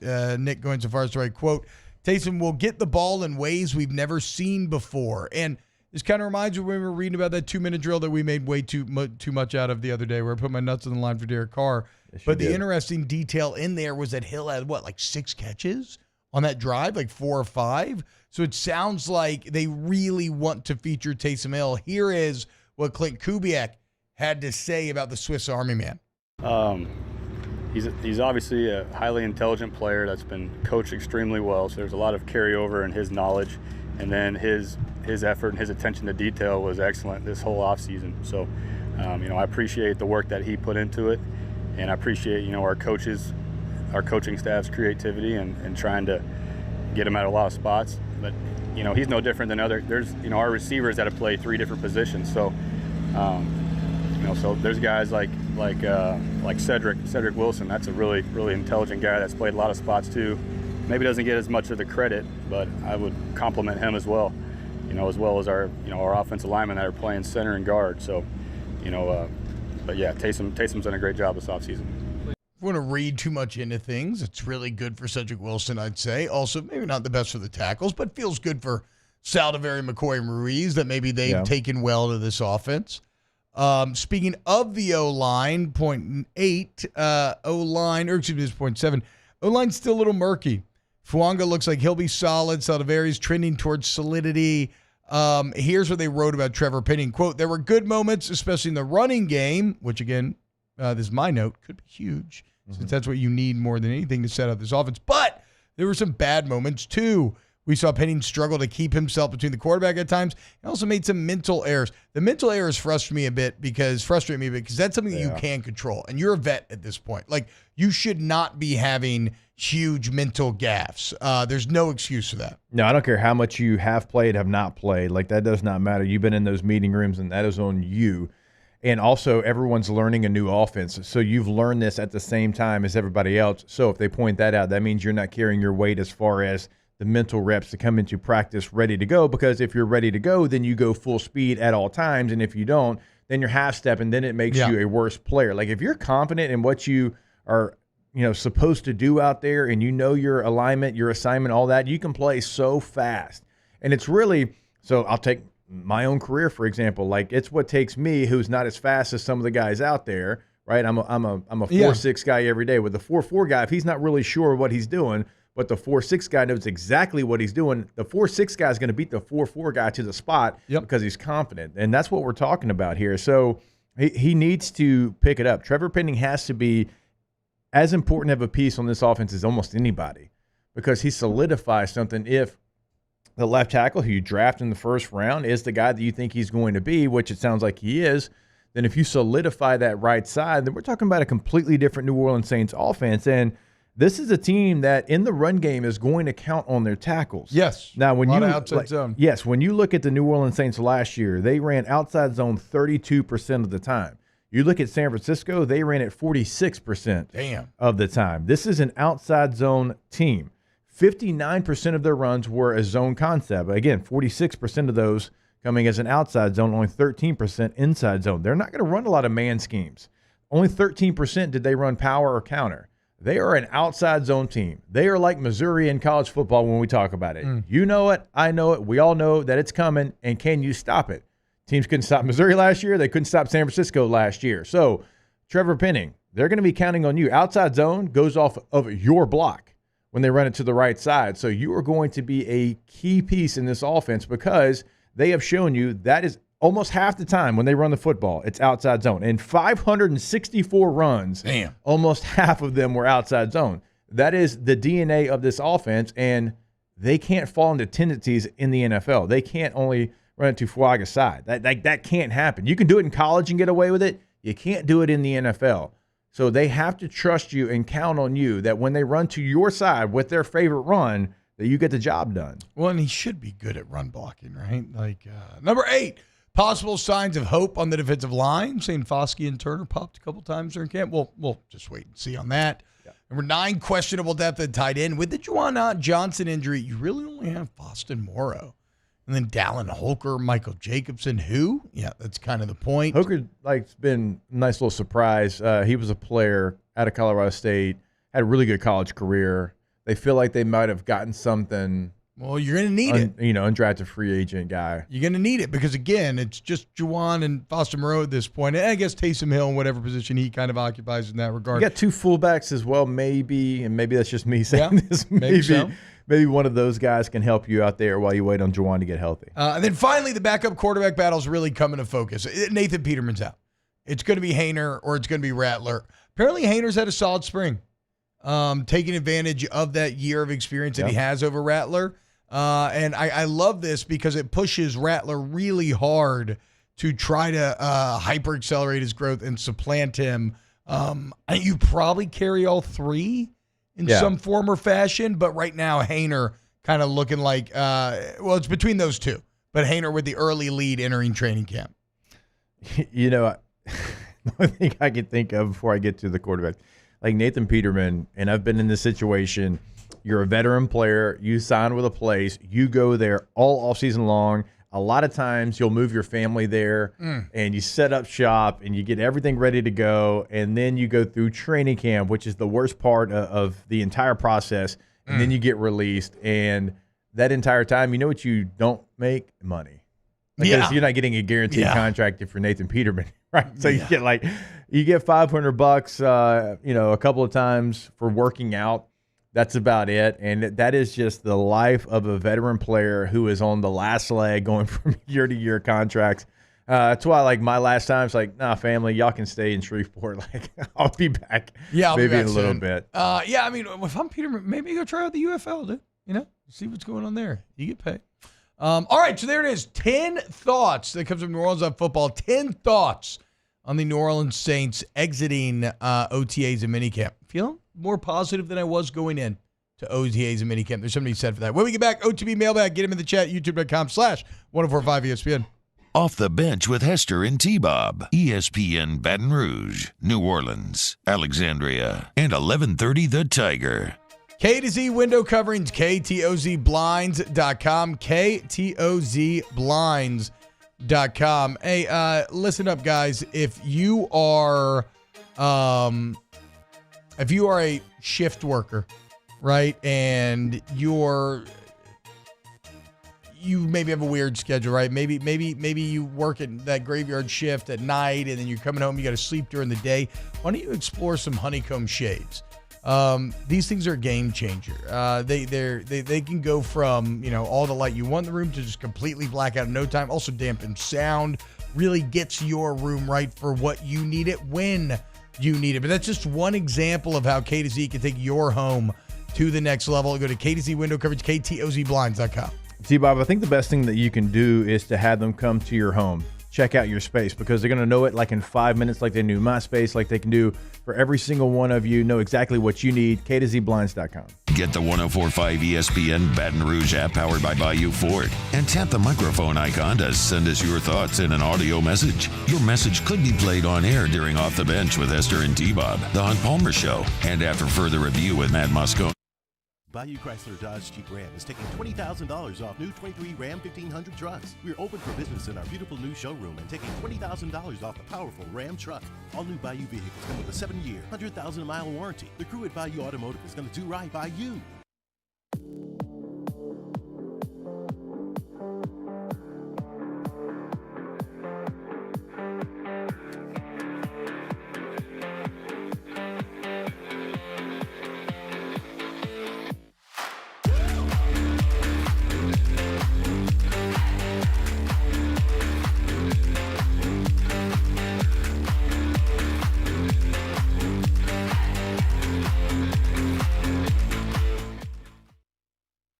Jerry and Benny Payne began Central Plumbing Company out of their driveway in Tanglewood subdivision.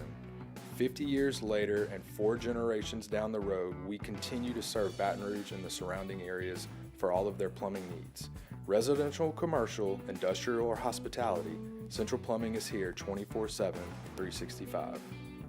We want to thank our customers, family, and friends for 50 years of success. And looking forward to 50 more. Farming is a way of life for us. It's not something we get up in the morning and dread going do. It's just something we go to bed at night looking forward to getting up to go do. John Deere equipment is what we as farmers strive to have. So it's in your blood, it's in your veins. It's just a part of who you are.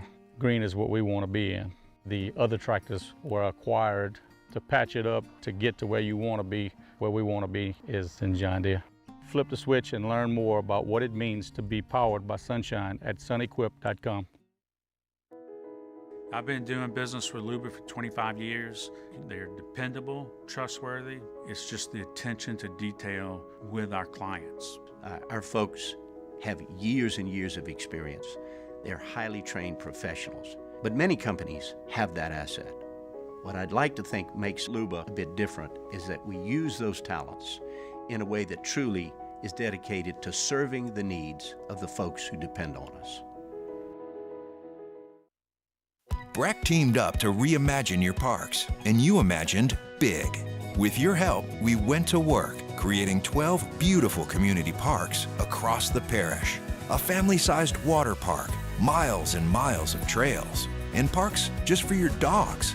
There are more places to splash, to explore, to run wild, and even soar. You imagined, we delivered. Gold. Breck, your #1 park system in the nation.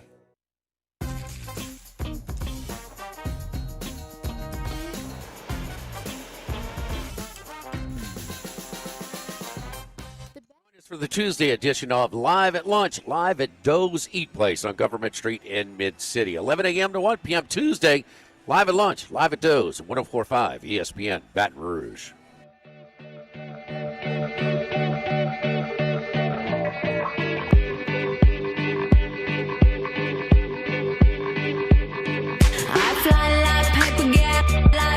All-Star Toyota presents Off the Bench with Hester and T-Bob. ESPN Baton Rouge, New Orleans, Alexandria, and 1130 The Tiger. What's going on, y'all? Welcome back. OTB. Time for a little OTB mailbag. Get your questions in the chat with hashtag OTB mailbag. Special delivery! I have this special delivery for off the bench. And look, it is marked most urgent. We'll be writing to you. The internet. What the is the internet?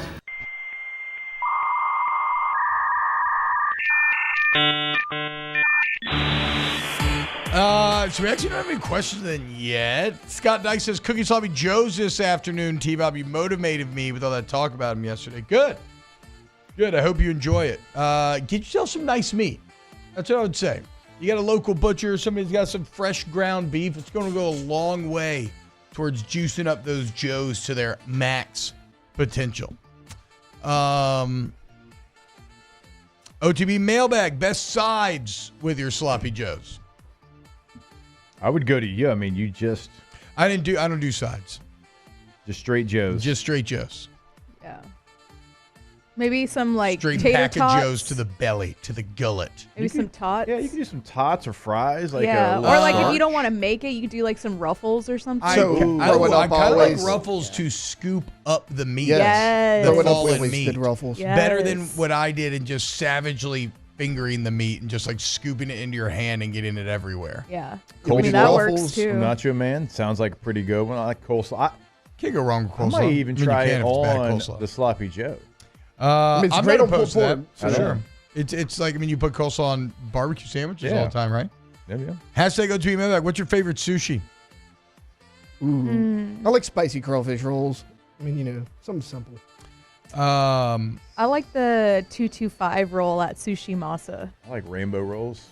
If I'm being honest, I like all sushi. I like all of these things you just named. Man, I love. But just a classic cheap crunchy roll. Yes. Love a crunchy roll. Love a crunchy roll. So easy. I like more fish than I do the crunchy roll. Yeah. Hashtag OTB mailbag. Is college baseball over if Tennessee wins? Yes. Yes. We've already talked about that. We've come to the conclusion. Them or A&M. Can't happen. We had to pick one, and I think 3 of the 4 went with A&M. I was the only one that said Tennessee. But yeah, I'm kind of with you where T-Bob was kind of convincing me the other way. But you don't want to empower Tony V. That's all I'm saying. Hashtag OTB mailbag. Saw Jerome Bettis, Ike Taylor, and Plaxico Burress' sons are all playing football at Notre Dame next year? Yep, they're Wow. all going to be true freshmen. How do y'all feel? Old. Is Jerome Bettis, is his son huge like him? No. No, he's not that big. He's not nearly as big. I'll pull up a picture of him. What a failure. I mean, he's big. I mean, he's not. Yeah, but he's not He's not outlier big. The Bus. One of the all-time good nicknames, The Bus. Plaxico Burress was such a good player, but it just sucks because all I can think about is him shooting his leg in the club. Hashtag OTB mailbag. Best chess mood, will we get a 4th of July OTB Sloppy Joe eating contest? No, I think I'm good on Sloppy Joes till my next birthday, probably. I'm not going to be here. Nobody. We're nobody. Well, no, I'm going to take that Friday off too. And Nice. that Monday and Tuesday. Hashtag OTB mailbag. Appetizer or dessert? Good appetizer can really get things started for you. Desserts are Dessert. I am I'm a sweet tooth. Yeah. That's Jerome Bettis' son? Oh, Yeah, wow. so he's a wide receiver. A skinny boy. He is skinny. He's got that. He's tall though. He's like haircut 6'3", I that think. every teenager has.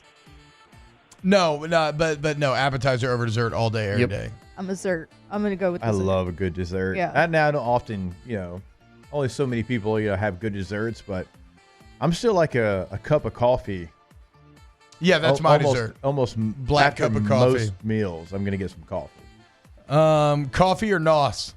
Coffee. NOS for sure. Coffee. Yeah, no, it's only Taylor.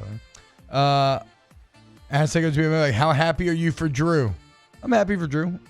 I think he has proven his worth as an NBA great, being the final piece to get the Bucks across the finish line and then being the final piece to get Boston across the finish line. Also, what in the hell are they doing in Milwaukee?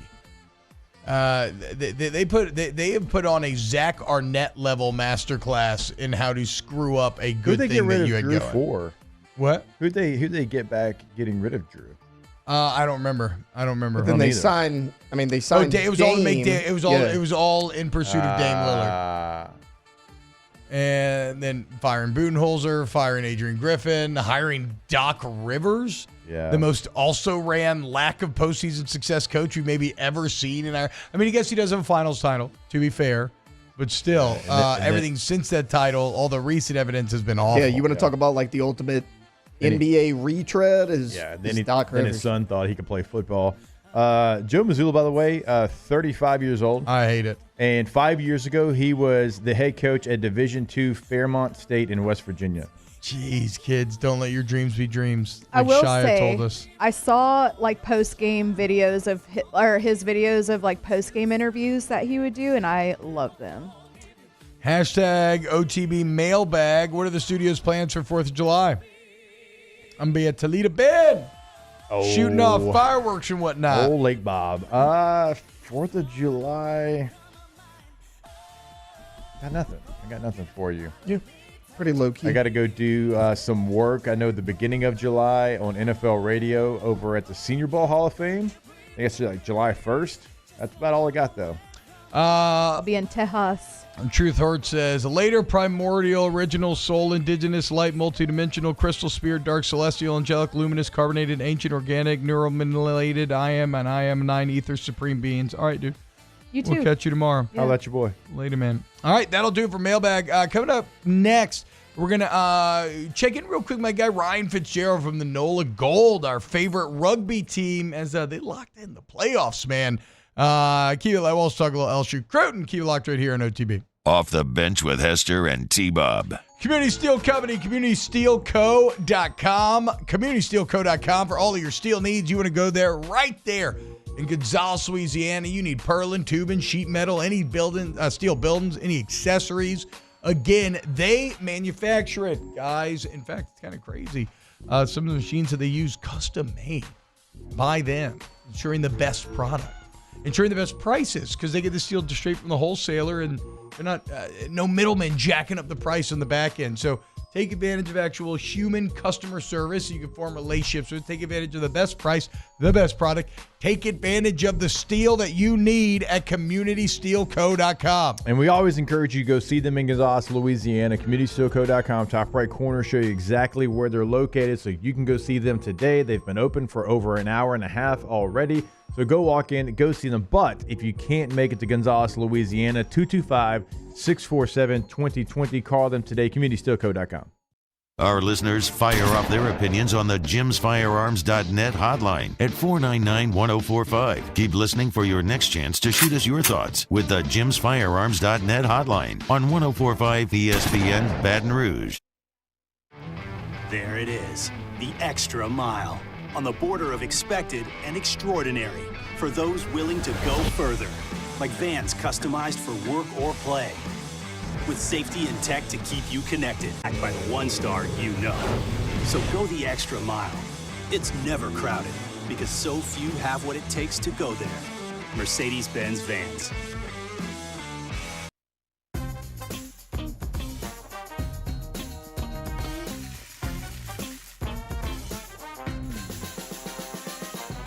The best kept secret in town is out. Discover Tallulah at the Renaissance Hotel on Bluebonnet. When things heat up, you don't just want a cold one. You want the coldest one. The cold lagered, cold filtered, cold packaged one. Mountain Cold Refreshment.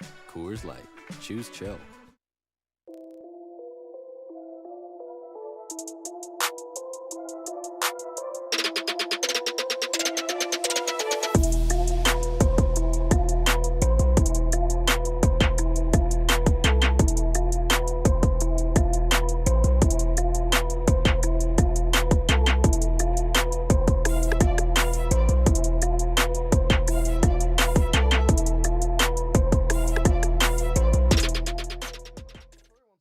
Electricity is all around us, and our families depend on it.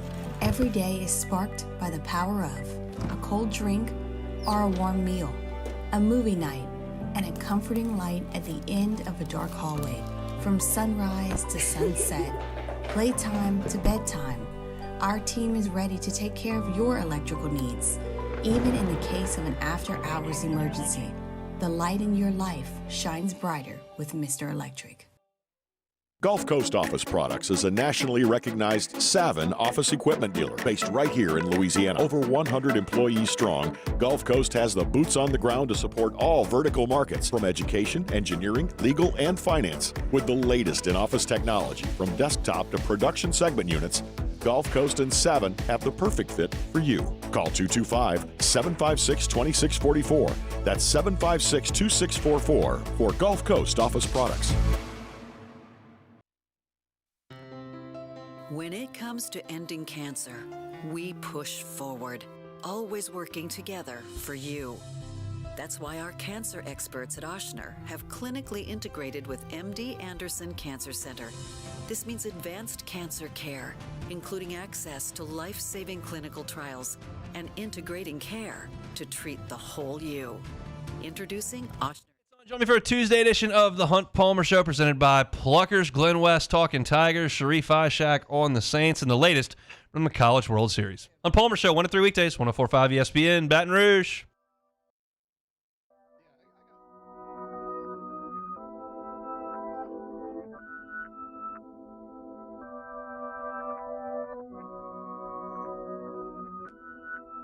All-Star Toyota presents Off the Bench with Hester and T-Bob. ESPN Baton Rouge, New Orleans, Alexandria, and 1130 The Tiger. All right now it is my pleasure to talk to my guy Ryan Fitzgerald, Wisconsin native, great rugby player in his own right, former Marine, served a couple tours in Iraq, came home. I think we originally met when he was a Senior Bowl scout. He now helps run the Nola Gold, which is a very good time. Nola Gold Rugby over there in Major League Rugby. And big news, as the Nola Gold have clinched the playoffs. That's right, man. Winners of 5 of their last 6, 2 regular season games left, trying to get a home playoff game going on. Ryan, what's up, brother? How we doing today? I'm doing great. How you doing, T-Bob? Thanks for having me on, man. Yeah, man, doing well. So it seems like things are hot right now. What has led to this recent winning streak here? What clicked with the boys?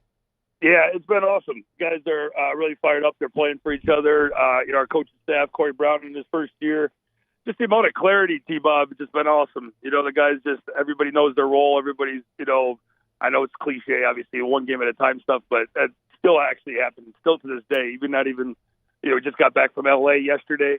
Just went out there, took them to the sword pretty much. They're done. So on to the next one, and now back to the Shrine against New England, who, pretty good rivalry building up for them. They're right now they're the 1 seed. We can actually still get the 1 seed as well, but right now it's pretty much all about getting that home playoff game on July 20th. T-Bob, I know that you love hearing that a team from NOLA took it to L.A. and put him in the ground. Yeah, bury him. Exactly. That's how it should be. Right. I wish you could have seen T-Bob here in studio. He got like this Grinch-like grin on his face. I was doing the same thing. We took him to the sword, man. They're done. Okay, so help me out here, Ryan. Then 2 games left, home games, away games. Like if I'm someone listening in New Orleans right now, and I'm like, I'm looking for something to do this weekend, next weekend. What's the remaining schedule looking like? Yeah, 5 p.m. 5 p.m. on Saturday. New England comes down here. They're the defending champ. Like I said, really good rivalry going right now. They're the 1 seed in the East, so they're coming down here. We play 5 p.m. at the Shrine on Airline. Then the following week, we go for our last regular season game out to D.C. to close out the regular season. Over these next 2 weeks, we'll find out then here if that July 20th playoff game is at home or if it's on the road. So if we can take care of business these next 2 and keep an eye on what they're doing over in D.C. and Chicago. So hosting on July 20th. 5 p.m. this weekend against the Free Jacks. Free Jacks 10-4 on the year. New Orleans 9-5. Gold winners of 5 of the last 6. The Free Jacks winners of 4 of the last 5. So a couple of teams entering in really good form. Where can I get tickets if I wanted to go check it out Saturday? Yeah, Nola Gold, NolaGoldRugby.com. You can call it up. Plus, there also is a special this weekend at 5 o'clock. It's ladies' night, so all ladies are free. They'll be going, so it should be a great time. 5 p.m. It's also the game of the week in the Major League Rugby. But if you go on NolaGoldRugby.com, everything will be taken care of there. And I can also call 504-50-RUGBY as well if you want to get your tickets. So, they've been going quick. Should be our biggest crowd. We're excited. We need everybody on board. It's a big push here to the playoff run. Yeah, man. Look, get out there, get loud, get insane. You're going to be treated with a violent and wonderful game. Again, the 1 seed in the Eastern Conference still up for grabs, and it's going to be a tough finish. Free Jacks this week, DC, who's the 3 seed right now. Next week, playoffs on the horizon. So what would guarantee you a home playoff spot here? What exactly does the path look like? One more win. One more win, and we'll have a home playoff game then on July 20th for sure. So if we can get that this weekend and take care of business, that would be outstanding. I think, like I said, we're going week to week. The boys are ready for it. We got a lot of depth. Every single person on the team is just believing in each other, playing for the guy next to you. Everybody knows their role. Like I said, week in and week out, we always have a good game plan. I think Corey does an awesome job of our whole entire staff does an entire job of really going after our opponent, break it down. So. We're very familiar with New England. Very tough team, very physical team, but we embrace that challenge.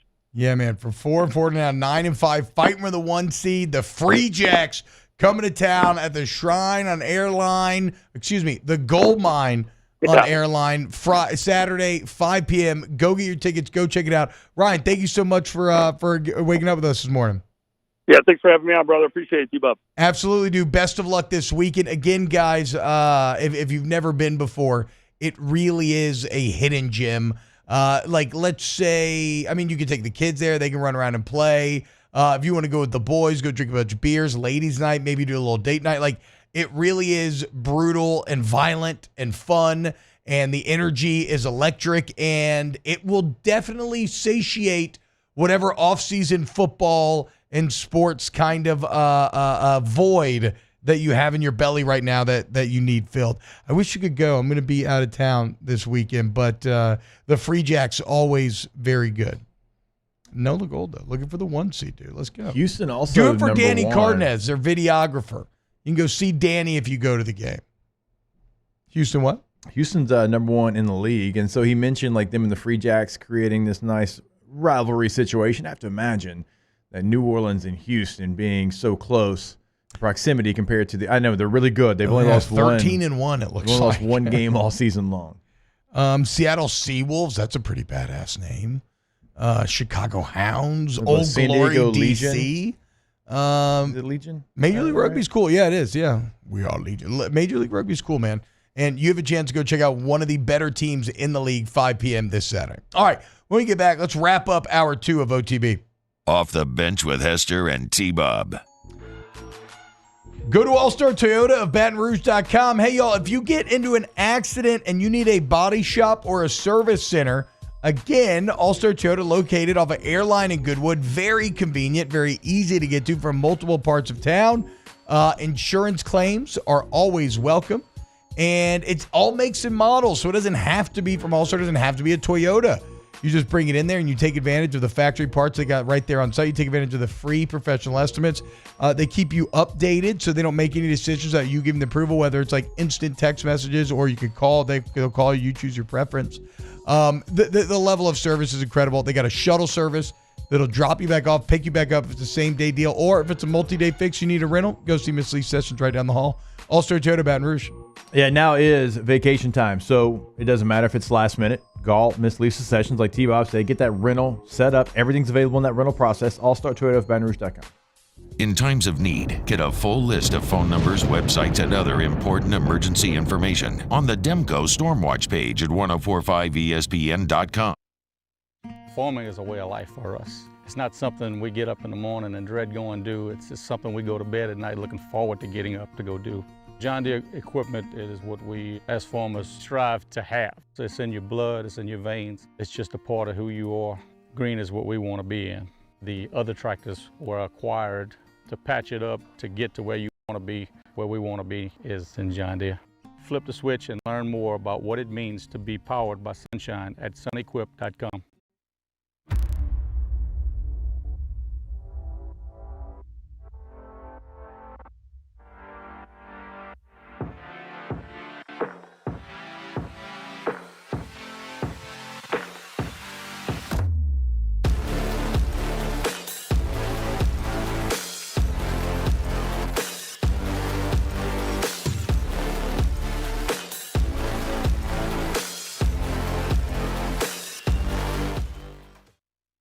Gulf Coast Bank and Trust is giving our customers the power to bank anywhere, anytime during a challenging event. And we're right there with you. Our mobile banking app is a smart way to manage your money and time. Gulf Coast Bank and Trust, the bank that cares about you. Bayou Chrysler Dodge Jeep Ram is taking $20,000 off new 23 Ram 1500 trucks. We're open for business in our beautiful new showroom and taking $20,000 off the powerful Ram truck.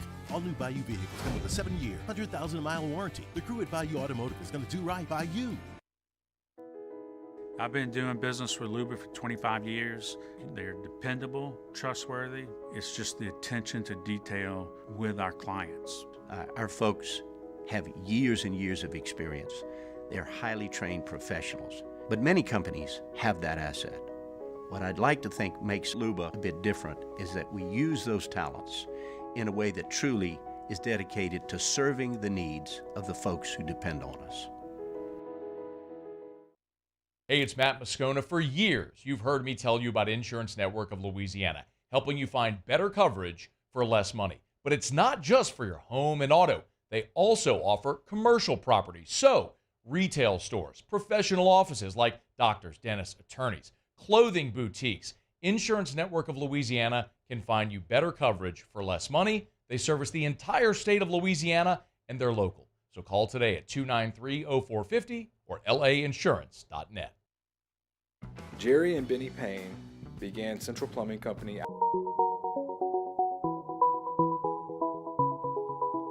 I had a way there. All-Star Toyota presents Off the Bench with Hester and T-Bob. ESPN Baton Rouge, New Orleans, Alexandria, and 1130 The Tiger. I always feel like she says Louisiana on my own. She doesn't, but that's what I always think of. Welcome back to OTB. How about our guy Dylan Cruz, dude? One step away from the majors. How about it? Been promoted to the Nationals AAA team, the Rochester Red Wings. So rocketing up, trying to join his boy Paul Skeens in the big show. I doubt he'll have the success that Skeens has had early on, simply because Skeens has, a 2.43 ERA right now, I think, in 6 starts. But very excited to see Cruz once he gets on the big stage. That's awesome for Dylan Cruz, moving right along. He might be in the big leagues here very, very soon. I mean, obviously with the way that they're moving him up. I think he started in high A, or he started in double A? He might have started in double A this year, but either way, already in triple A. But since we're here talking about it, we need to give a shout out to Trey Morgan. Yeah, you were telling me this the other day that Trey Morgan's, what level's he at though right now? So, he's playing very well. Yeah, right? So last year he tore it up. I mean, short season coming over from LSU. He only played in 14 games, hit 396. But so this year, now he started out in A-ball. He hit 320, on-base percentage of 398. Obviously played his type of defense, only struck out 12 times and 101 at-bats. They move him up to high A, where he's batting 377 in 14 games, 460 on-base percentage, already hit a couple of home runs, only has 4 strikeouts and 55 at-bats. And so, I mean, he has double the walks, by the way. He has 8 walks, only 4 strikeouts. Trey Morgan continues to really just rise in the minor league ranks as well. We know the defense is going to play. He's showing a little bit more power. Yeah. I know that was kind of a question mark, first base, position where you want some power. He's shown a little bit more power, certainly handling the bat. I mean, again, batting 377, getting on base 460 on base percentage. So in high A right now? Yeah, so how's that work? I mean, bump my guy up. I know. Like, what more do you need to see? I'm with you. I mean, drafted in the 3rd round, so obviously 88th overall. They got plans for him. Our thick king, Riley Cooper, doing very well in high A. Bump these guys up. Give him a shot. Let him spin. Shout out Trey Morgan. Little bit of Pelican story. I don't think we ever covered this. Did we cover Trajan Langdon going to the Pistons? Because I don't remember. I might have been out or something. I did not remember having this conversation. Maybe you were out. But GM Trajan Langdon going to the Pistons. I didn't realize he took Fred Vinson with him, the shot doctor, the man who helped Lonzo Ball learn how to shoot. Brandon Ingram learn how to shoot. He's been here for 13 years, helping Zion learn how to shoot. He's now in Detroit. Well, the Pelicans are going to promote Bryson Graham to general manager. I don't know much about Bryson Graham, but something I want to get into maybe a bit next hour is what to do with Brandon Ingram, right? I just don't see a path where, unless Brandon Ingram takes a lot less money than probably what he wants, I don't see a path for him to remain a Pelican. I also think Jonas Valanciunas is likely done. So I believe that likely whatever you do with Brandon Ingram, Drake, you try to fill that you try to fill that Valanciunas hole with some piece in the Ingram trade. I don't feel that you need a superstar. I mean, you're not going to get one for Ingram, but I don't think you need to be like, oh, we need a 1-for-1 in terms of the player. Maybe you get a couple of different pieces. Maybe you get a centerpiece and then some draft capital, because I do feel like at the end of last year, you kind of showed that, look, Zion is your superstar. That's you have to lean into. Empower Trey Murphy a bit more. Herb Jones as well, obviously. CJ made himself into one of the premier shooters in the NBA last season. Yeah, I don't think Ingram's gonna be here, but we'll see. One of Bryson Graham's first major decisions as GM of the New Orleans Pelicans. Hour 2 in the books. Kicking off with Nick Underhill. Hour 3 next. Off the Bench with Hester and T-Bob. Go to RejuveMeMedical.com. Restore me, refuel me, rejuve me. You want to feel younger, better, stronger, faster, fight the effects of untreated aging. That's all there at Rejuve Me, where it starts with getting your labs drawn for free as part of the free consultation. And, well, your body's like, well, this is where I need help. This is where I'm weak. And our bodies are not the same. So our plans are not the same. And at Rejuve Me, all you need to know is regardless of what it ends up being, maybe HRT, maybe not, something else. There's a ton of different treatments. But regardless, you get a plan that helps you reach your full potential no matter your age, okay? No matter your sex, male, female, 20, 30, 40, 50, I don't care. Rejuveme's for you. Go there today. It is the age-defying clinic. Get a consultation set up today and check out a list of conditions they can treat for you over at RejuveMeMedical.com. It's also where you get the consultation set up. It is now throughout the state of Louisiana, now in Shreveport, also in Mississippi. RejuveMeMedical.com.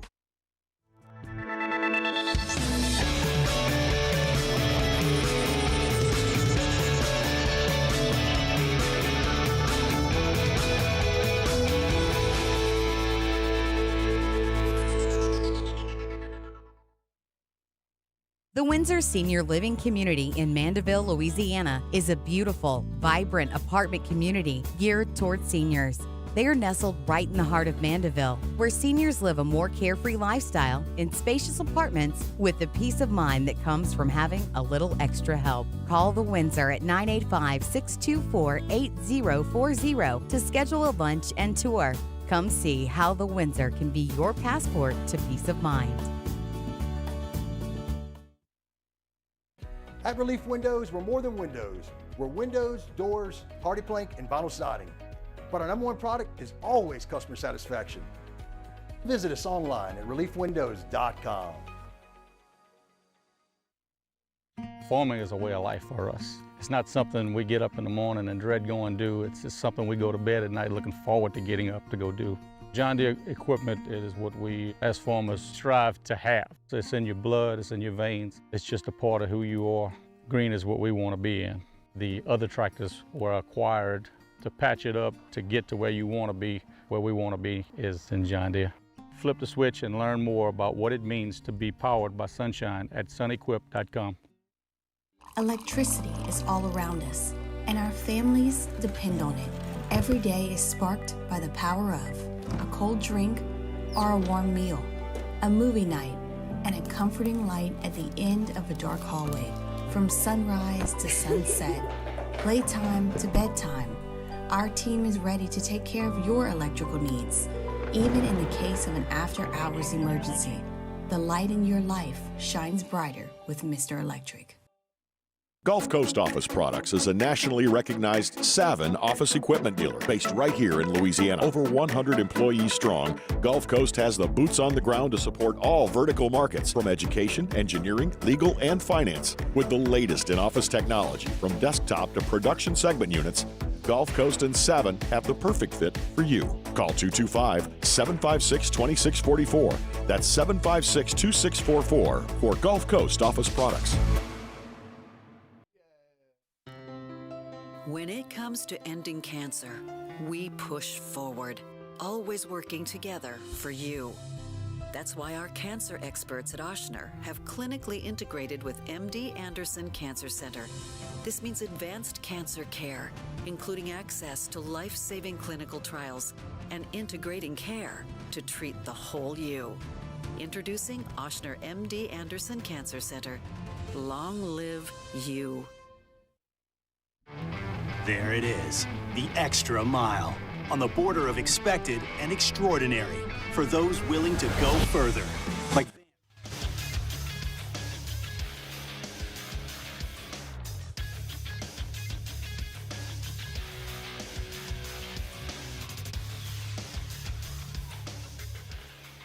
Good morning. It's 9 a.m. here on Tuesday, June 18th. Today in Baton Rouge, expect rainy skies with a high of 84. In hour 3 of today's show, Nick Underhill of New Orleans Without Football hops on the show at 9 a.m. We'll talk a little New Orleans Pelicans, and we'll get into some LSU football recruiting. If you missed hours 1 or 2 of the show, you can catch it in the on-demand section at 1045ESPN.com. You can also follow us on Twitter or Instagram at OTB_ESPN, and watch us on YouTube at the 1045 ESPN channel.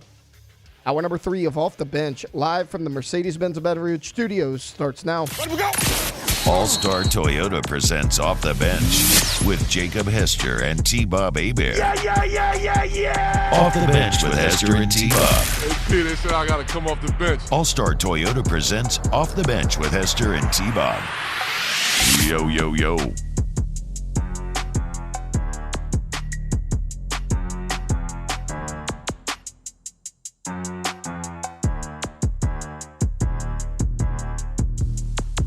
Toteto, welcome back. Hour number 3 of OTB. And right now, it is my pleasure to welcome in Nick Underhill of New Orleans Football. Of course, we opened up hour number 2 with an excellent piece on New Orleans Football. 10 things coming out of OTAs and minicamp and the current state of the New Orleans Saints.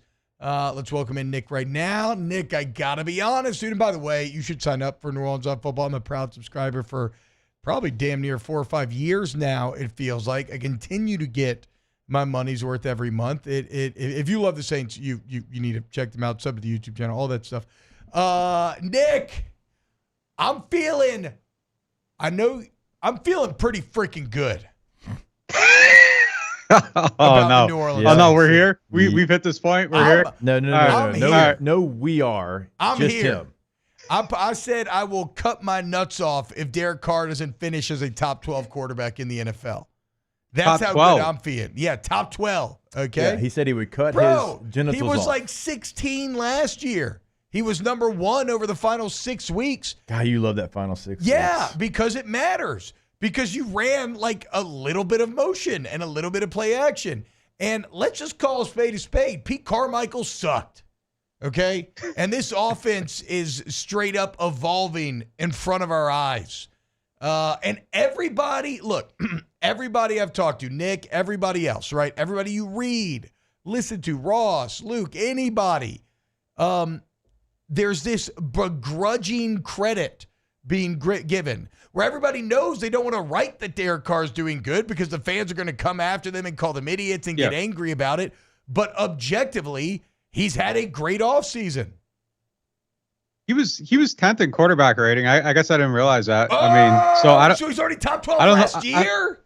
No. Yes. I don't know what metric we're using here, but I mean, he was top 10 in one. I mean, it's possible. It's definitely, it's possible. But yeah, you're right. There is like a begrudging credit. I mean, like, I'm afraid every time I give him credit. Like, we did a show recently and we were doing like just our offseason MVPs or whatever. And I gave my MVP to Carr. And, I was like scared to say it, but like he had a good offseason, and he should have a good offseason, right? Like nobody's rushing him. Like Trevor Penning isn't an issue yet. They should have hired an offense that should make him better. Like he should look good in it. He's smart. The offense sets up predetermined reads at the line of scrimmage. So he's going out there. He knows where he's going with the ball. Like it's coming out quickly.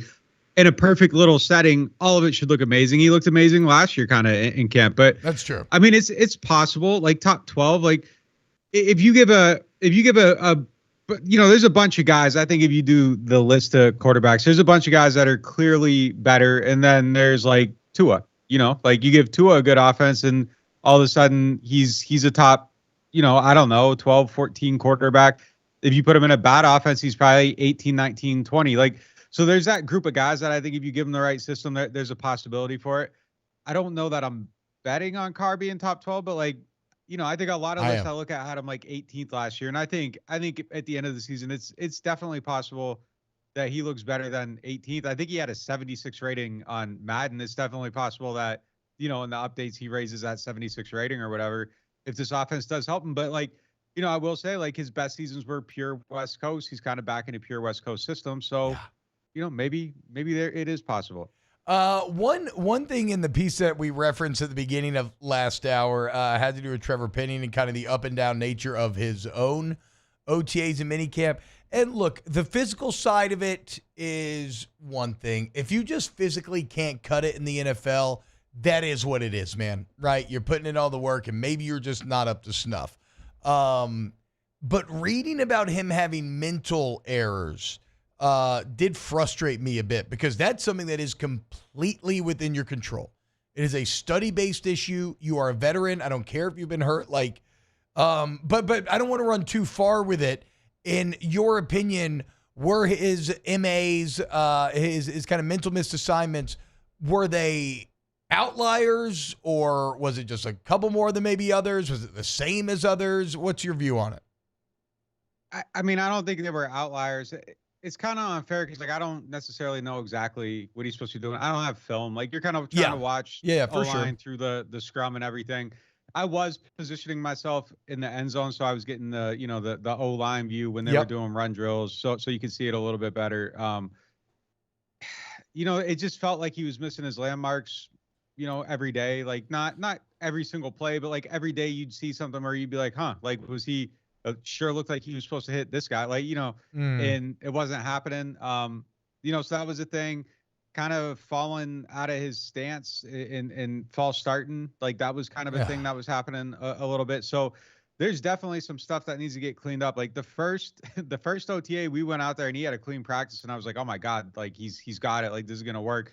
And then I think the fair way to put it is that we were just kind of reminded that it's going to be a learning process, and he is moving to a new position, and he is a guy that struggled to get on the field last year, and he is hearing new coaching, and there's definitely a point from which he needs to grow. I don't know if he's going to actually do it or not. I think one thing that kind of opened my eyes a little bit is kind of just doing a study of offensive lines around the league, and then specifically the Shanahan type offenses, and there is kind of like not a high premium value placed on the right tackle in those systems. The 49ers in particular, like they just don't invest at right tackle. Like they have a 4th rounder there. They let their guy go. Their philosophy is that, they can kind of coach around it, hide it, don't need it, develop it, and spend your money on guys that touch the ball. So, I mean, maybe it's a thing where, I don't know, you get a guy with a lot of physical ability and you just get him to a point where he's okay and maybe it works. There's like 3 huge questions for the season for me. That's one. I think A.T. Perry's development's another one, and defensive tackle is kind of a concern to me. The nose, just kind of that big body guy against the run. I think they need to kind of figure that out still. Last one or this isn't really about Penning. I guess this is more about the O-line as a whole. We've said it's the biggest swing position on this team. So much of what this team wants to do, though, starts with running the ball. You want to make play action and everything else work. You want to hide Trevor Penning. You want to play to his strengths and kind of masks his weaknesses. Like, you have to be able to run the ball effectively. That's probably the hardest thing to get a read on when you don't have pads on in these type of scenarios. How are you feeling about the Saints rushing attack after it being maybe the most ineffective in the league last year? Yeah, it's kind of fascinating to me. Like, I think obviously Alvin, presuming he's playing football this year, is going to be the number one guy. I thought for sure it was going to be Kendre Miller, and I thought Kendre Miller was going to possibly start to push a little bit, and that's probably the idea of drafting him in the 3rd round, is that you get Alvin to the end of this contract and you have your successor in place. Again, really hard to judge, but Kendre Miller had a I don't know, kind of a quiet 6 practices. Like, it just didn't look like it was taken. The new offense, I would say if I had to set a depth chart right now, like Jamal Williams is definitely number 2. And then it felt like Jordan Mims was touching the ball more than Kendre. So I don't know exactly what was going on there, but it was surprising to me. I was kind of the, hey, this is going to be the Kendre Miller breakout season. I'm completely off that take. Like, I got to see it at this point. Like, it was surprising to me. I mean, I think, I do think the way they're going to run the ball and the way they're going to build this offense. So you've seen it like out there, like, just kind of the way they were running stuff off the same looks. Like, sometimes it got hard to follow the action a little bit, which is, a good thing. Like, you're watching the quarterback on a boot and like, oh wait, like they're running the ball the other way and now he's on a boot and they're hitting a crossing route, like off the same look, and the defense is going this direction and your tight end's wide open in space. Like, just some of the stuff they were doing to get like eyes moving. It affected, us watching, I think, and you could see the effect on the field. So you could just kind of see, the strokes of the paintbrush out there, and the picture, it looked like it was painting a good picture. What leverage, Nick, does Alvin Kamara and his camp maybe think that they have in negotiating a new contract? Because we laid out the numbers, and look, I think that the offense didn't do him any favors. The offensive line didn't do him any favors, but 3.9 yards per carry, even though he had a ton of catches, it wasn't for, big yardage. Like, where right now do they think that they can get maybe a new deal done? So I would say, just on the 3.9, like, I agree. It was like 3.74, 3.9 the last 3 years. I think obviously there's an element of the offense there. Like, they weren't building a good offense. They didn't block great last year. Like, on outside zone runs, I think, man, I just did a story on it and I'm going to forget the numbers, but like, his yards before first contact, it was really low. It was like around a yard, which means like your first contact's typically like a defensive lineman. Right. So breaking a tackle is going to be a little bit harder. You look at McCaffrey, his yards before first contact were like in the 2s. It was almost a yard higher, maybe even a yard plus higher. Now, maybe like you're getting out faster and you're making better cuts and you're doing things to help that, but also it's just being blocked and built a little bit better. So I think just like having a better built offense and blocking a little bit better, it probably takes that 3.9 up to, I don't know, probably 4.3 just on its own. I think you see Alvin's leg drive is still there. Like, you look at Zeke Elliott, like you can kind of see like that deteriorating. Like, Alvin doesn't quite look that way to me. Like, there were times last year where I thought it looked like he was just trying, like he was running hard as hell at times last year. Like, there were games where it was like, damn, Alvin was pissed off all week in the locker room, complaining about the coaching, and then he's out there on Sunday just running incredibly hard. And like, that stuff still stood out to me. I think it's a tough spot for leverage, though. Like, he's 29. The numbers have been down 3 years in a row. Like, there's just a thing when running backs hit 30 that it's just kind of that's the number where you start to get worried a little bit. And like, I think it's definitely possible that Alvin's a bit of an outlier on that. Like, I expect him to push that bar back a little bit, but you got to be realistic about it. And I think the other thing that hurt him is that like McCaffrey signs this deal that's worth $19 million per year, and then like Joe Mixon signed one that was like $9.75 million per year. So if you're Alvin, like, you want to be above Mixon for sure. That's the floor. You want to try to get as close to McCaffrey as possible. Your average per year is 15 million. In reality, it's 11.8 because that last year is completely fake. Yeah. I think before the McCaffrey deal, there's probably a reality where they were probably willing to do like, just add another year on it, something like that. Like, just keep it going. But then McCaffrey signs this deal, and now the market's just out of whack. So I have no idea where this thing settles at. But Alvin's leverage here, to answer the question, I think would just be the fact that they want to run this offense. Things are hot. If you take him out, like, what are you going to do? But the reality to make that happen would be a willingness to hold out into the season. And is he actually willing to do that? And that's the only way you get the leverage. Otherwise, the leverage is kind of all on the Saints side. Like, he's got to play. And if he wants another contract, he has to play well. So, like, I don't know where this one goes, but, like, I will say this, like, Alvin's somebody, and I'm not saying that, like, he doesn't like football or I'm not suggesting any of that. Like, I think he loves football. I think he loves being great at it. I think he works incredibly hard.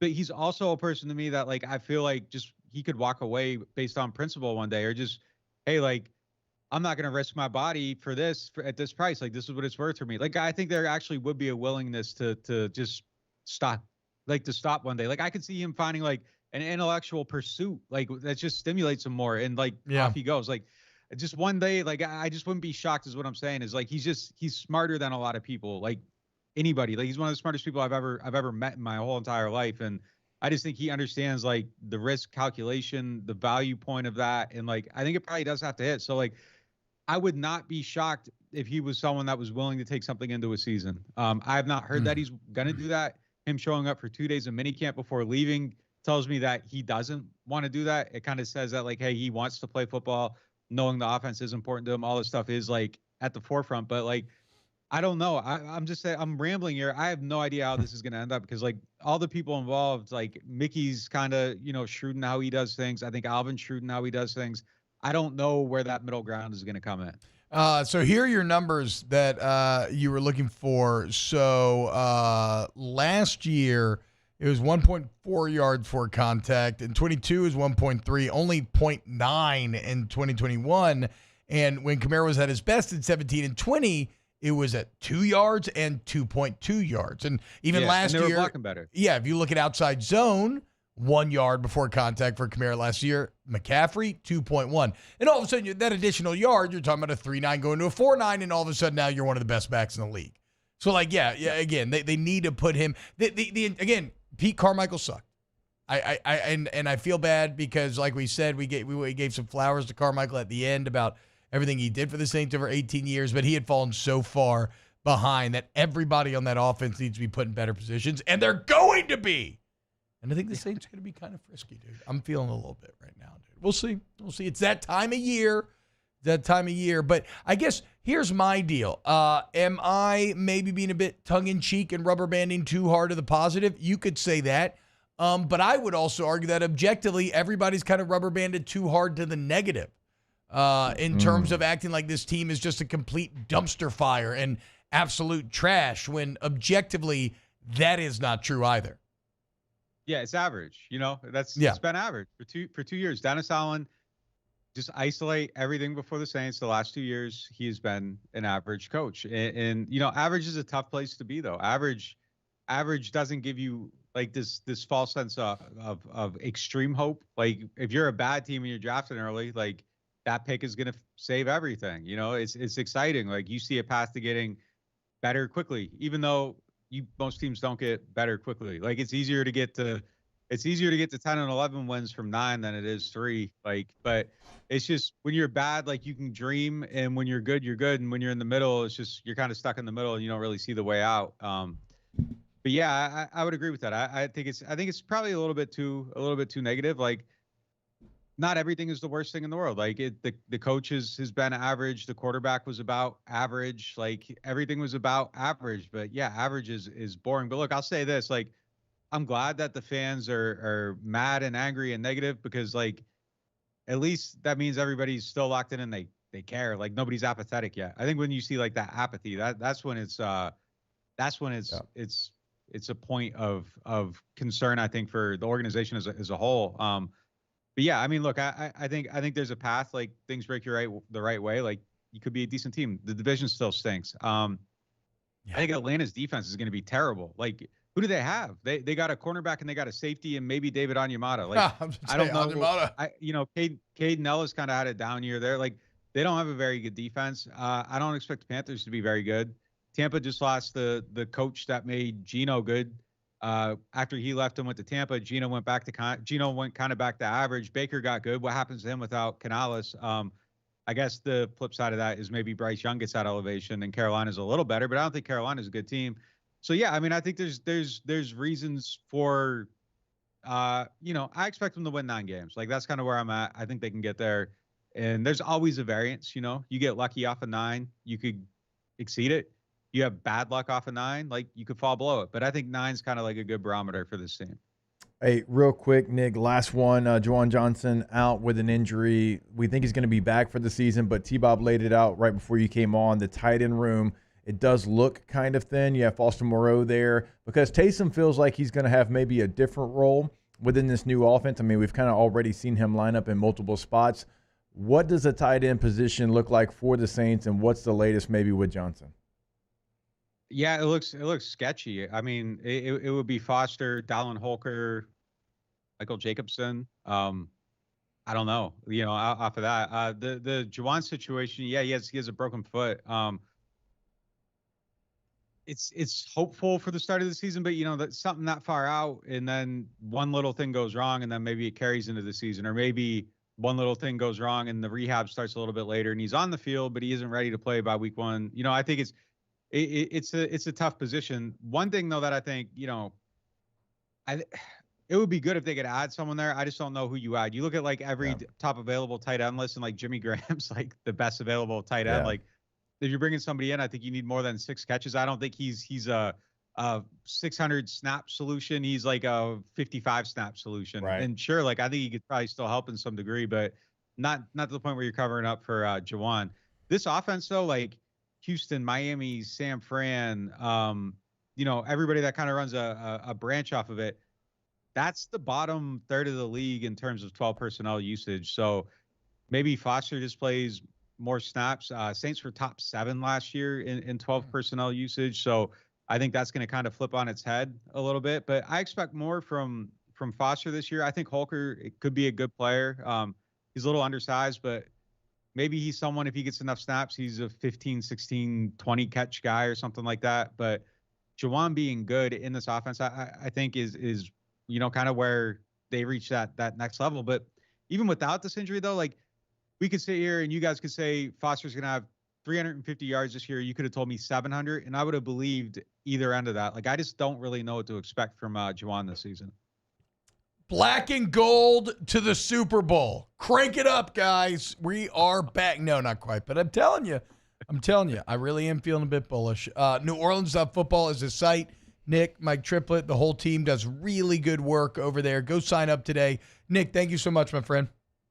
Yeah, guys, take it easy. Take it easy, brother. All right, when we get back, we got a really fun event going down at Texas Club this Friday night, and we got Tay-Tay's NFL Story of the Day. So are you ready to be depressed as Taylor ignores every single positive story coming out of the league and will only give you drama and arrests and sadness? Well, stick around to see what he has in store for you today. More OTB next. Off the Bench with Hester and T-Bob. ESPN Baton Rouge, New Orleans, Alexandria, and 1130 The Tiger. Pinnacle Exterior Construction, PECbuilt.com. I'm always telling you about the pools that PEC can build for you. You want a completely custom pool, Pinnacle got you. You can choose from the spec pools where it's like there's a bunch of different templates. You choose detail work within the template, and really kind of like custom pool as well. But you know what happens when you get a pool, guys? Pool maintenance. And everybody that I know that has a pool does not necessarily love the pool maintenance. Well, that's where Pinnacle comes in, okay? You need to come get your pool ready for this summer. Maybe you've been ignoring it for a bit. They come out, they get you right. They also offer year-round maintenance plans so that you can stay swimming whenever you want, stay ready to go whenever you want. And who knows, maybe get a little pool boy like Taylor at your house. Pinnacle Exterior Construction, PECbuilt.com. Don't let him inside. They also can build a custom, turf space for you for a putting green to work out in anywhere in your yard. You can check that out as well, PECbuilt.com. Get the 104.5 ESPN Baton Rouge app powered by Bayou Ford and tap the microphone icon to send us your thoughts in an audio message. Your message could be played on air during Off the Bench with Hester and T-Bob, The Hunt Palmer Show, and after further review with Matt Moscone. There it is, the extra mile, on the border of expected and extraordinary, for those willing to go further, like vans customized for work or play, with safety and tech to keep you connected, supported by a 5-star sales, service, and finance team, and backed by the 1-star you know. So go the extra mile. It's never crowded, because so few have what it takes to go there. Mercedes-Benz vans.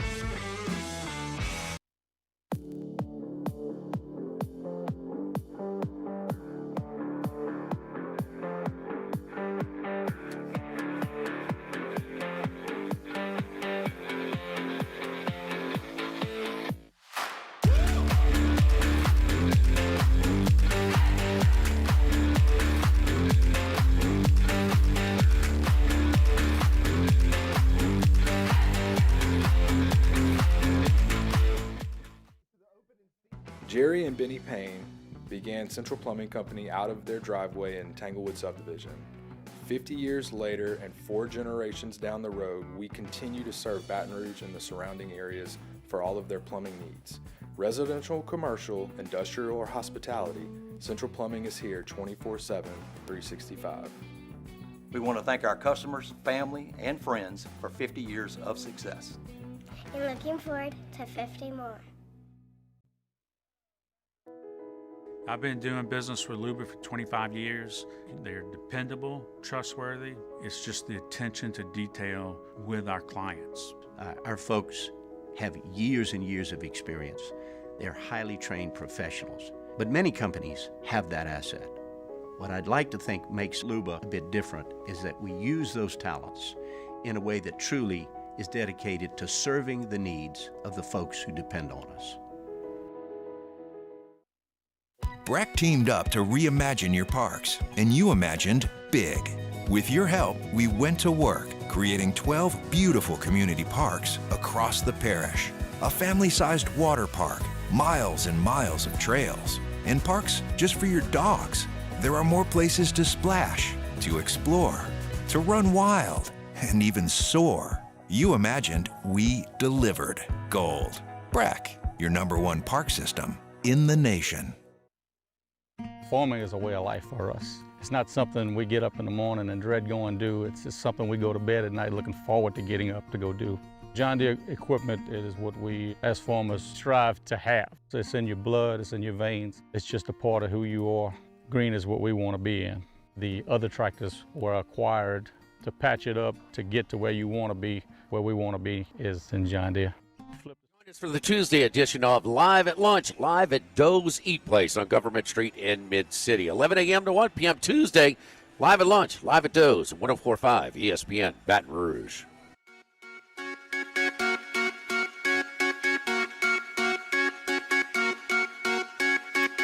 Yellow diamonds in the light.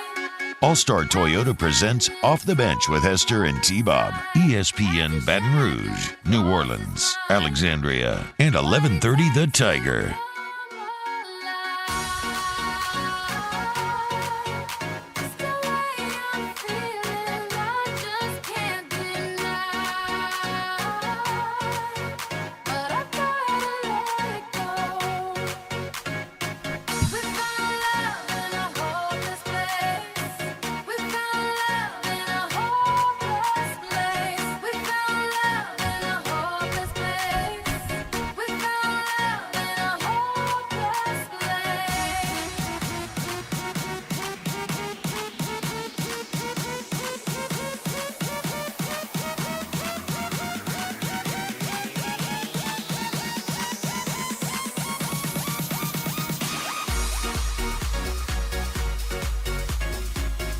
What's up, y'all? Welcome back. This is Derek Carr and Clint Kubiak singing to each other in the club and Red Eye. Felt a little hopeless after last year. Not anymore, baby. Who dat? Daniel Jay Blunt? Johnson Tiger tweet alert. Uh-oh. I can't find any information on who, but it's always tantalizing when he does it. oh man. Yeah, I put it in the doc just because it is big news when he typically does it. Also, to the draft combine for LSU, Luke Holman, Gage Jump, Justin Lohr, Griffin Herring, Thatcher Hurd, Christian Little, and Bear Jones. It's going to be June 18th through the 23rd, so starting today, Chase Field in Phoenix, Arizona. Come on! No. What? Please don't. Please don't. I was just saying, come on, Bear and Herring. Come. Okay. Okay, anytime you say What come on. world were y'all thinking? Leave it at that. Anytime you Move say on. come on. Move on. Taylor. That song, it's funny you play that song because your boy's having a little bit of senioritis. Of course, I'll be out Thursday and Friday this week. I'm heading to Mexico to go to a friend's wedding. And, God, that song reminds me of Mexico. I don't know why. I feel like I've heard that song a million times in the club in Mexico, and I cannot freaking wait, dude. You've been to the club enough in Mexico to have like songs. Oof, can't have Moneyball. No, you can't. You know what? Maybe you should have had a hot mom that you had to deal with jokes about everybody wanting to bang your entire life, and then she could have married a really rich dude. Do y'all need a nanny? Sucks to be you. What? Do y'all need a nanny that goes on these trips with y'all? Like me personally, my family? Yeah, and then that goes on these trips with y'all? Yes. They always got like 2 of her little moo-moo slaves helping out constantly. And you just... I almost ordered a romper. You just take advantage and don't even... We throw some money in the pot, but we're not solely funding it. Right. But no kids this trip. This is no kids trip. This will be mine and my wife's first solo vacation since 5 years ago. Nice. We went skiing, so I'm super pumped, dude. I cannot wait. Almost got me a little romper from Moo Moo the other day. They have a really cute one. Well, let me know. Maybe I can hook it up. Daniel Blood says, this is what T-Bob was singing when he found the shiny purple mana rod. God, that was a good time. Still sad that I stopped playing WoW during Season of Discovery, but never forget, I did get that purple staff. How could we? How could we? We did a whole thing about it. We did. T-Bob, are you a car sexual? Be honest. Yeah, I am. Okay, I am. I'm. Sometimes things start as a bit, but become real. This thing started real, morphed into a bit, but the more and more I think about it, the more and more I actually think Derek Carr's going to have a really good year. All over again. Really good or a better year? Top 12. He was already top 10 last year, so No, really, he'd have to regress. He was 16th in QBR. But 10th in quarterback rating. Which you always tell me doesn't matter. Not true. You've Not told me that many times. I think QBR is an overly punitive statistic.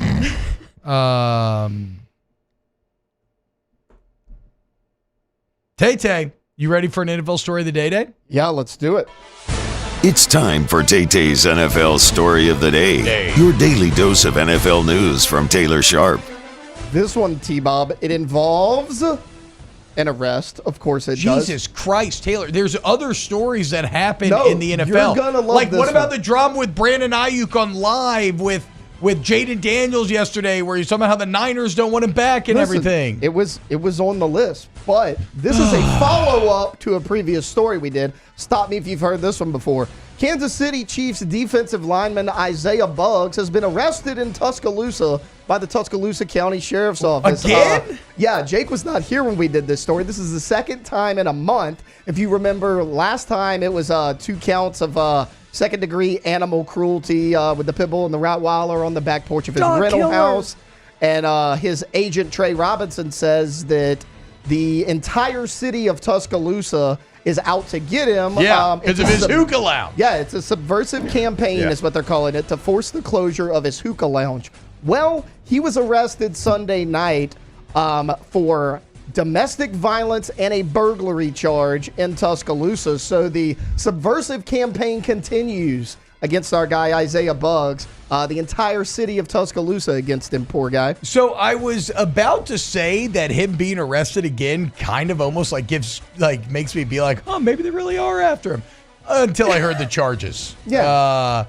Not a ton of gray area in domestic violence and burglary. No. Y'all, I think he killed those dogs. Or that one. It was one dog. Only one died. Yeah. Only one died. I think he killed that dog. Well, no, remember, he said he didn't know that they were there. How do you I mean, know? I believe him. Yeah, I don't. Taylor, I get why you chose it as a story, because it does tie into bits that we've done previously, and I'm glad to have been updated. But I have nothing else to add on Buggs for now. I'm excited to see what the details are, so we know exactly what he's like. I can't wait to see the lawyer try to spin this one. But how about Brandon Aiyuk? Jake, did you see that? Yes, I on did. FaceTime with Jaden Daniels, Yeah. about how they told me they don't want me, talking about the Niners. Heady play by Aiyuk. What do you think? Applying a little public pressure? A little bit. If I'm the 49ers and I see that, I'm like, we really don't want you now. Well, they probably don't, but then you might lose some leverage because he's like, look, they already told me they don't want me. And if I'm another team, even if that's true or not, I'm like, look, y'all told him y'all don't want him. And so you already said you want to get rid of him, so I'm not giving you what you want initially. The price has gone down. It's like when the player requests a trade, right? Or he demands to be traded, and they're like, well, he already doesn't want to be there. He says he's not going to play for you. I'm going to lowball you. I can't imagine the 49ers actually told him that, right? I mean, that's what I'm wondering. Is this like he's feeling like through their actions they said they don't want you? It's like they haven't extended me, so they told me they don't want me. Like, did they come out and say, hey, get out of here? Because, like, Brock Purdy was really good with the deep ball last year, and Deebo Samuel's not a deep ball receiver, neither is George Kittle. Like, Aiyuk was that guy. Without him in that offense changes drastically. I know. So him and Jane Daniels, that was one of his receivers freshman year at Arizona State, right? Yep. That, like, when he had that really good year. Maybe Jaden's trying to get him to come to Washington. We'll see. But, yeah. Some interesting drama afoot. I mean, the Niners can't pay everyone, right? You can't keep Deebo, CMC. You got to start to clear way for a Brock Purdy contract when that comes up. That's not even getting into any of the defenders. I mean, Trent Williams probably still is going to command. I don't know what his current contract situation is, but yeah, tough for the Niners to keep that entire band together. Well, don't forget, they drafted Ricky Pearsall really high. So, I mean, maybe that was a little bit of an insurance policy, knowing that it wasn't going to work without you. Hey, real quick, y'all, I do want to remind you, we got a really cool event going down this Friday at the Texas Club. Join 104.5 ESPN Baton Rouge's Texas Club Friday night for Rockstar Search Battle of the Louisiana Bands, presented by Parrish Construction and Roofing. We've chosen 5 incredible bands throughout the state to battle it out for a chance to open for Kenny Wayne Shepherd's July 13th show at the Raising Cane's River Center. Doors open at 7. The first band goes on at 8. Tickets just $20 at the door. And for tickets and other information, visit thetexasclub.com. Kenny Wayne Shepherd from Bossier City. Shreveport. Thank you, Alondra, for not being disrespectful. Bossier, Shreveport. I mean, well, Also, somebody from Alpharetta says they're from Atlanta. That doesn't shock me that you would say that. Sorry, Alondra. No, you're good. If you want to be added to Eagles guest list, you can sign up on Eagles website. Oh, and we're so if you want to feel cool and be like, hey, my name's on the list, yeah. And also, we're going to be giving away tickets like on social media and on air and stuff. All right, so all week long we'll be pushing it. Fun thing to do this Friday night. All right, when we get back, more OTB. Keep it locked. Off the Bench with Hester and T-Bob. Coleman Roofing and Construction. ColemanRoof.com. ColemanRoof.com. You want Louisiana's most reliable, most respected, and most complete roofing company. You want Coleman. I talk about it all the time, but there's not a company that can do any project that you need, commercial, residential, anywhere in the state, anywhere in the Gulf South region. They approach every job with a passion. And the way that they treat their customers and the extent they go to get the job right and the extent that they go to make sure that everything's cleaned up after the job, like just at every single step along the way, you are getting the premier roofing service. And again, I don't care if it's New Orleans slate, terracotta shingles, whatever, certified installers for all the major brands, ColemanRoof.com. They do it right the first time, okay? Integrity, quality, innovation. That's Coleman Roof. ColemanRoof.com, Coleman Roofing and Construction. Our listeners fire off their opinions on the JimsFirearms.net hotline at 499-1045. Keep listening for your next chance to shoot us your thoughts with the JimsFirearms.net hotline on 104.5 ESPN Baton Rouge.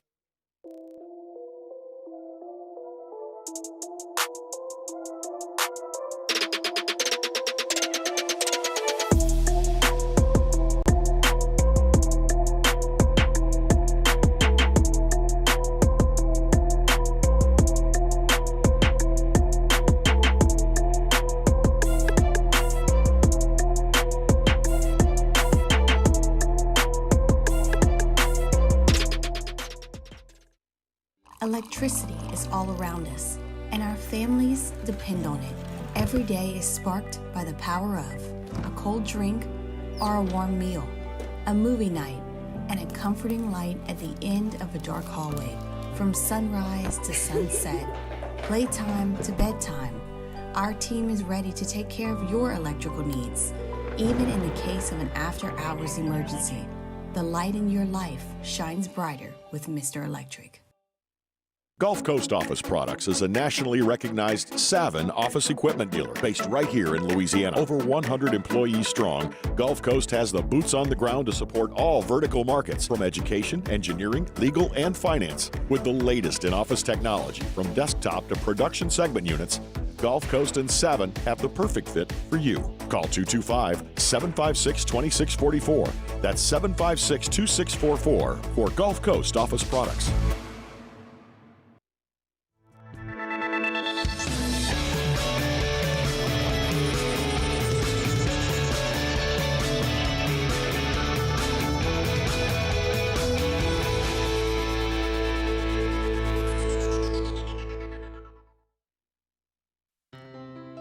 When it comes to ending cancer, we push forward, always working together for you.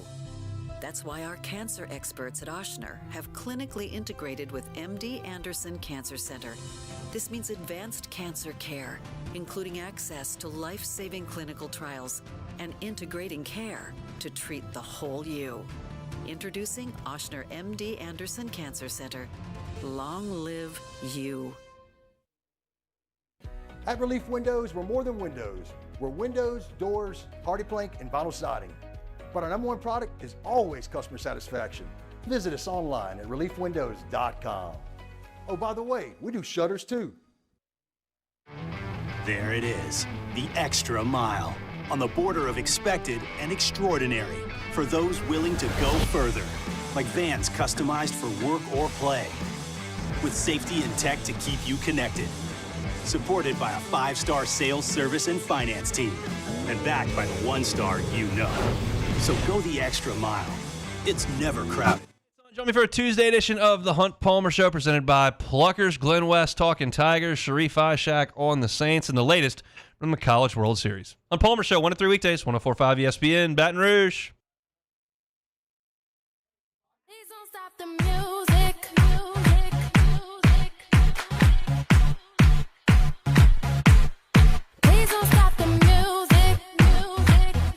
All-Star Toyota presents Off the Bench with Hester and T-Bob. ESPN Baton Rouge, New Orleans, Alexandria, and 1130 The Tiger. Yeah. Please don't stop the music.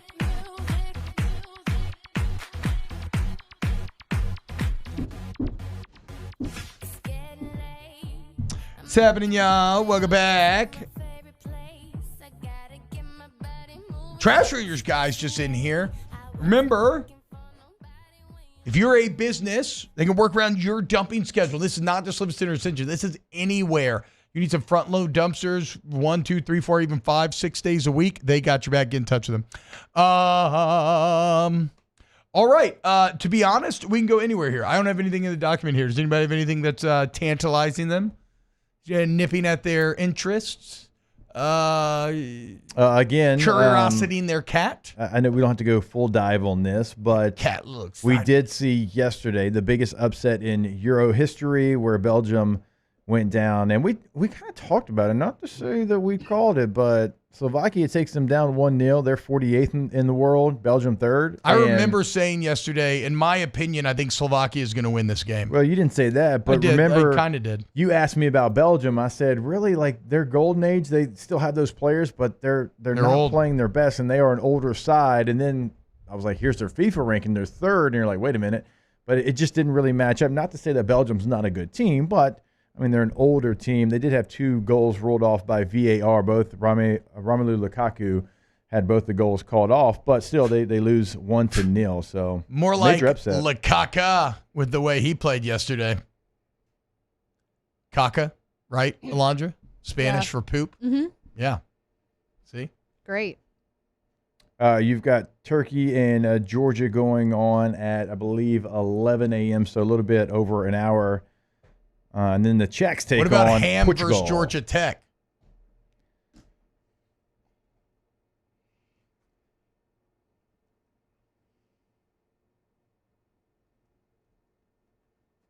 What was the game? What was the game after Turkey, Georgia? The Czechs take on Portugal. I don't think I have a joke for that one. Nope.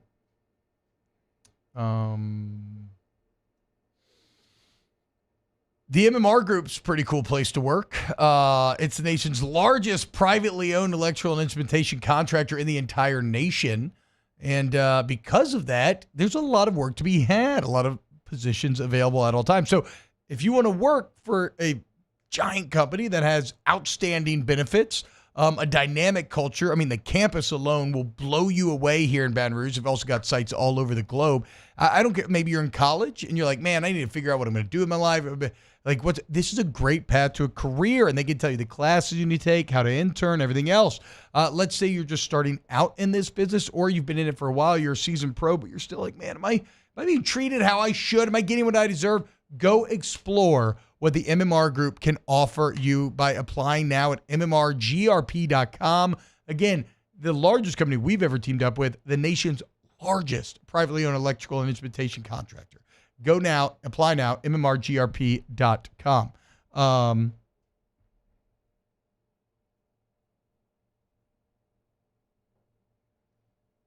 I thought Ham Georgia Tech was not bad, but that's fine. You don't think anybody's ever made like a turkey joke, but the Georgia Tech part. What's the opposite of Georgia, right? If you're trying to do like turkey ham, Georgia, like Florida, should I say what about ham, Florida? No, I mean, it's just is that hit. better? Like, there doesn't always have to be a joke either, you know. My entire life is a joke. So how about that counterpoint? I had. Oh, wait. So should we? Maybe we save this for tomorrow. I didn't really mention the Les Miles lawsuit too much today because I kind of figured the station talked about it ad nauseum yesterday. I just don't see what the pathway for Miles is here, because even outside of all of the kind of greasy allegations, isn't it simply the Vidal Alexander situation that ended up burying him? And like, that's already been very much proven in a court of law. I wonder how he's going to argue against it. It is kind of funny though. Miles basically said, like, give me Hall of Fame or give me death. He is going for it in terms of trying to find his way to the Hall. What was his? Oh, real quick here, his winning percentage. It's like 597 after the vacated. 597 after the vacated wins, but before the vacated wins, this might be his record just at LSU actually, and it was really good at Oklahoma State as well. He went 114-34 at LSU with 2 SEC championships and a national championship. That's kind of crazy to think about, dude. You saw something what? I saw something yesterday that said that if he would have won either one more game at Kansas or had one less win vacated, he would be at 60. Yeah, He's for like sure. 50. He's he's one win away. 0.03% away. Yeah, 597 as 600. So we'll see. We'll see. Even though, again, would he get in the Hall anyway? It kind of feels like it's maybe been a bit too tarnished now. I'm not sure.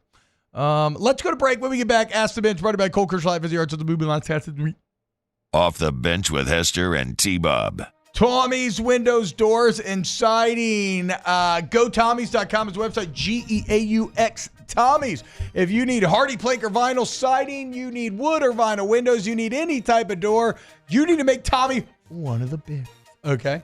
27 years Tommy's been doing this. 7 years ago, after 2 decades of working for someone else, said, look, this is great, but I know this game inside and out, and I know things that I would do better if I were in charge. And he made that dream a reality, and well, the results speak for themselves. Integrity, dependable, there for you when you need them. Make them a bid today and let Tommy prove to you why he should be the choice for your next big job. We always encourage you to go to the website, T-Bob gave it to you, GoTommys.com, to really see what they can do for you. It's a great tool to use. Now you can check out testimonials of past clients and see how happy they are with Tommy's service, but also a gallery of their work. You can see pictures of what they can do, custom jobs, whatever you need done, they can do it. GoTommys.com. In times of need, get a full list of phone numbers, websites, and other important emergency information on the Demco Stormwatch page at 1045ESPN.com. Breck teamed up to reimagine your parks, and you imagined big. With your help, we went to work, creating 12 beautiful community parks across the parish. a family-sized water park, miles and miles of trails, and parks for your dogs. There are more places to splash, to explore, to run wild, and even soar. You imagined, we delivered. Gold. Breck, your #1 park system in the nation. Farming is a way of life for us. It's not something we get up in the morning and dread going do. It's just something we go to bed at night looking forward to getting up to go do. John Deere equipment is what we as farmers strive to have. So it's in your blood, it's in your veins. It's just a part of who you are. Green is what we want to be in. The other tractors were acquired to patch it up to get to where you want to be. Where we want to be is in John Deere. Flip the switch and learn more about what it means to be powered by sunshine at sunequip.com.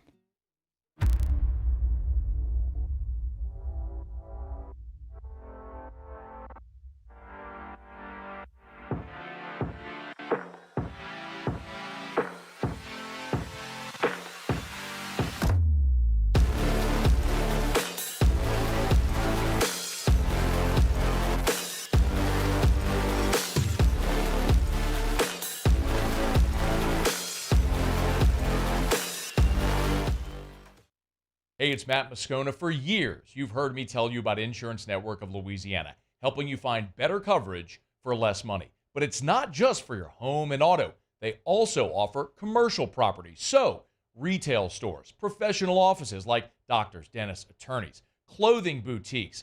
Insurance Network of Louisiana can find you better coverage for less money. They service the entire state of Louisiana, and they're local. So call today at 293-0450 or lainsurance.net. I've been doing business with Luba for 25 years. They're dependable, trustworthy. It's just the attention to detail with our clients. Our folks have years and years of experience. They're highly trained professionals. But many companies have that asset. What I'd like to think makes Luba a bit different is that we use those talents in a way that truly is dedicated to serving the needs of the folks who depend on us. Electricity is all around us, and our families depend on it. Every day is sparked by the power of a cold drink or a warm meal, a movie night, and a comforting light at the end of a dark hallway. From sunrise to sunset, playtime to bedtime, our team is ready to take care of your electrical needs, even in the case of an after-hours emergency. Matt Moscona inviting you to join us for Tuesday's AFR, powered by Sunshine, your hometown John Deere dealer in Louisiana. Shea Dixon after a busy recruiting weekend, and LSU transfer pitcher Zach Cohen.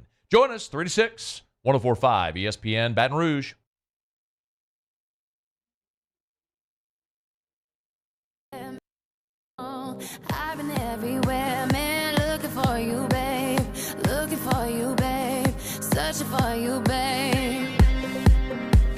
Where have you been? All-Star Toyota presents Off the Bench with Hester and T-Bob. ESPN Baton Rouge, New Orleans, Alexandria, and 1130 The Tiger. Gavin and y'all, welcome back. OTB. All right, Taylor, I'm putting it in 9:45 right now. Ask the Bench, brought to you by Cole Kerslet, Viziard Seltzer, and Blue Moon Light Sky Citrus Sweet. And have you been? Yeah. Just get me ready for the club. I really hope I become friends with Gronk. Probably not going to happen, though. We'll see. I'm not even going to lie. Like, normally I wouldn't care, but like just the fact that you're getting to go on an airplane. I know. No kids. No kids and go to Mexico. What a dream, dude. What a freaking dream. The only thing I I'm feel like worried Owen about... Wilson in Wedding Crashers right now with my back issue. Yeah. I'm hanging by a thread.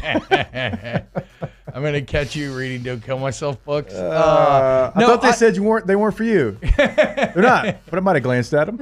I just hope it goes better than the time when I got to hang out with Drewski and Theo Vaughn. Theo Vaughn went all right, but like Drewski again just... And I was a huge Drewski fanboy, and I don't think he liked me really at all. His boys did, though, you said. I think his boys did. But yeah, he's like the funniest person ever. Yeah. Been watching him for years. And Theo is as well. I just don't think I did anything particularly to impress Theo. But I'm Theo's a like little jelly. Theo is the most genuine person I have ever seen in my entire life with giving everybody the time of day. I've never seen somebody so famous treat people so well. I'm so jealous. I love him. It's insane. Well, you should, and you should love him even more. Drewski's not an a-hole. I wouldn't say that. Ryan says in the chat. I don't know. Turns out he was an Alabama fan. Yeah, him and Roll Tide Willie. I don't give a I just have I think I just had but too the much Tide. social anxiety. I was too in my head about the whole thing. Probably. That's fair. Whatever. Me and Gronk maybe seem more compatible. The world needs a Yes. T-Bob Gronk friendship. Slam some beers together. Maybe I just got to take my shirt off. Ask the bench, why did Isla Fisher in Wedding Crashers not become a bigger star after stealing that movie? I feel like she became massive after that movie, didn't she? For sure.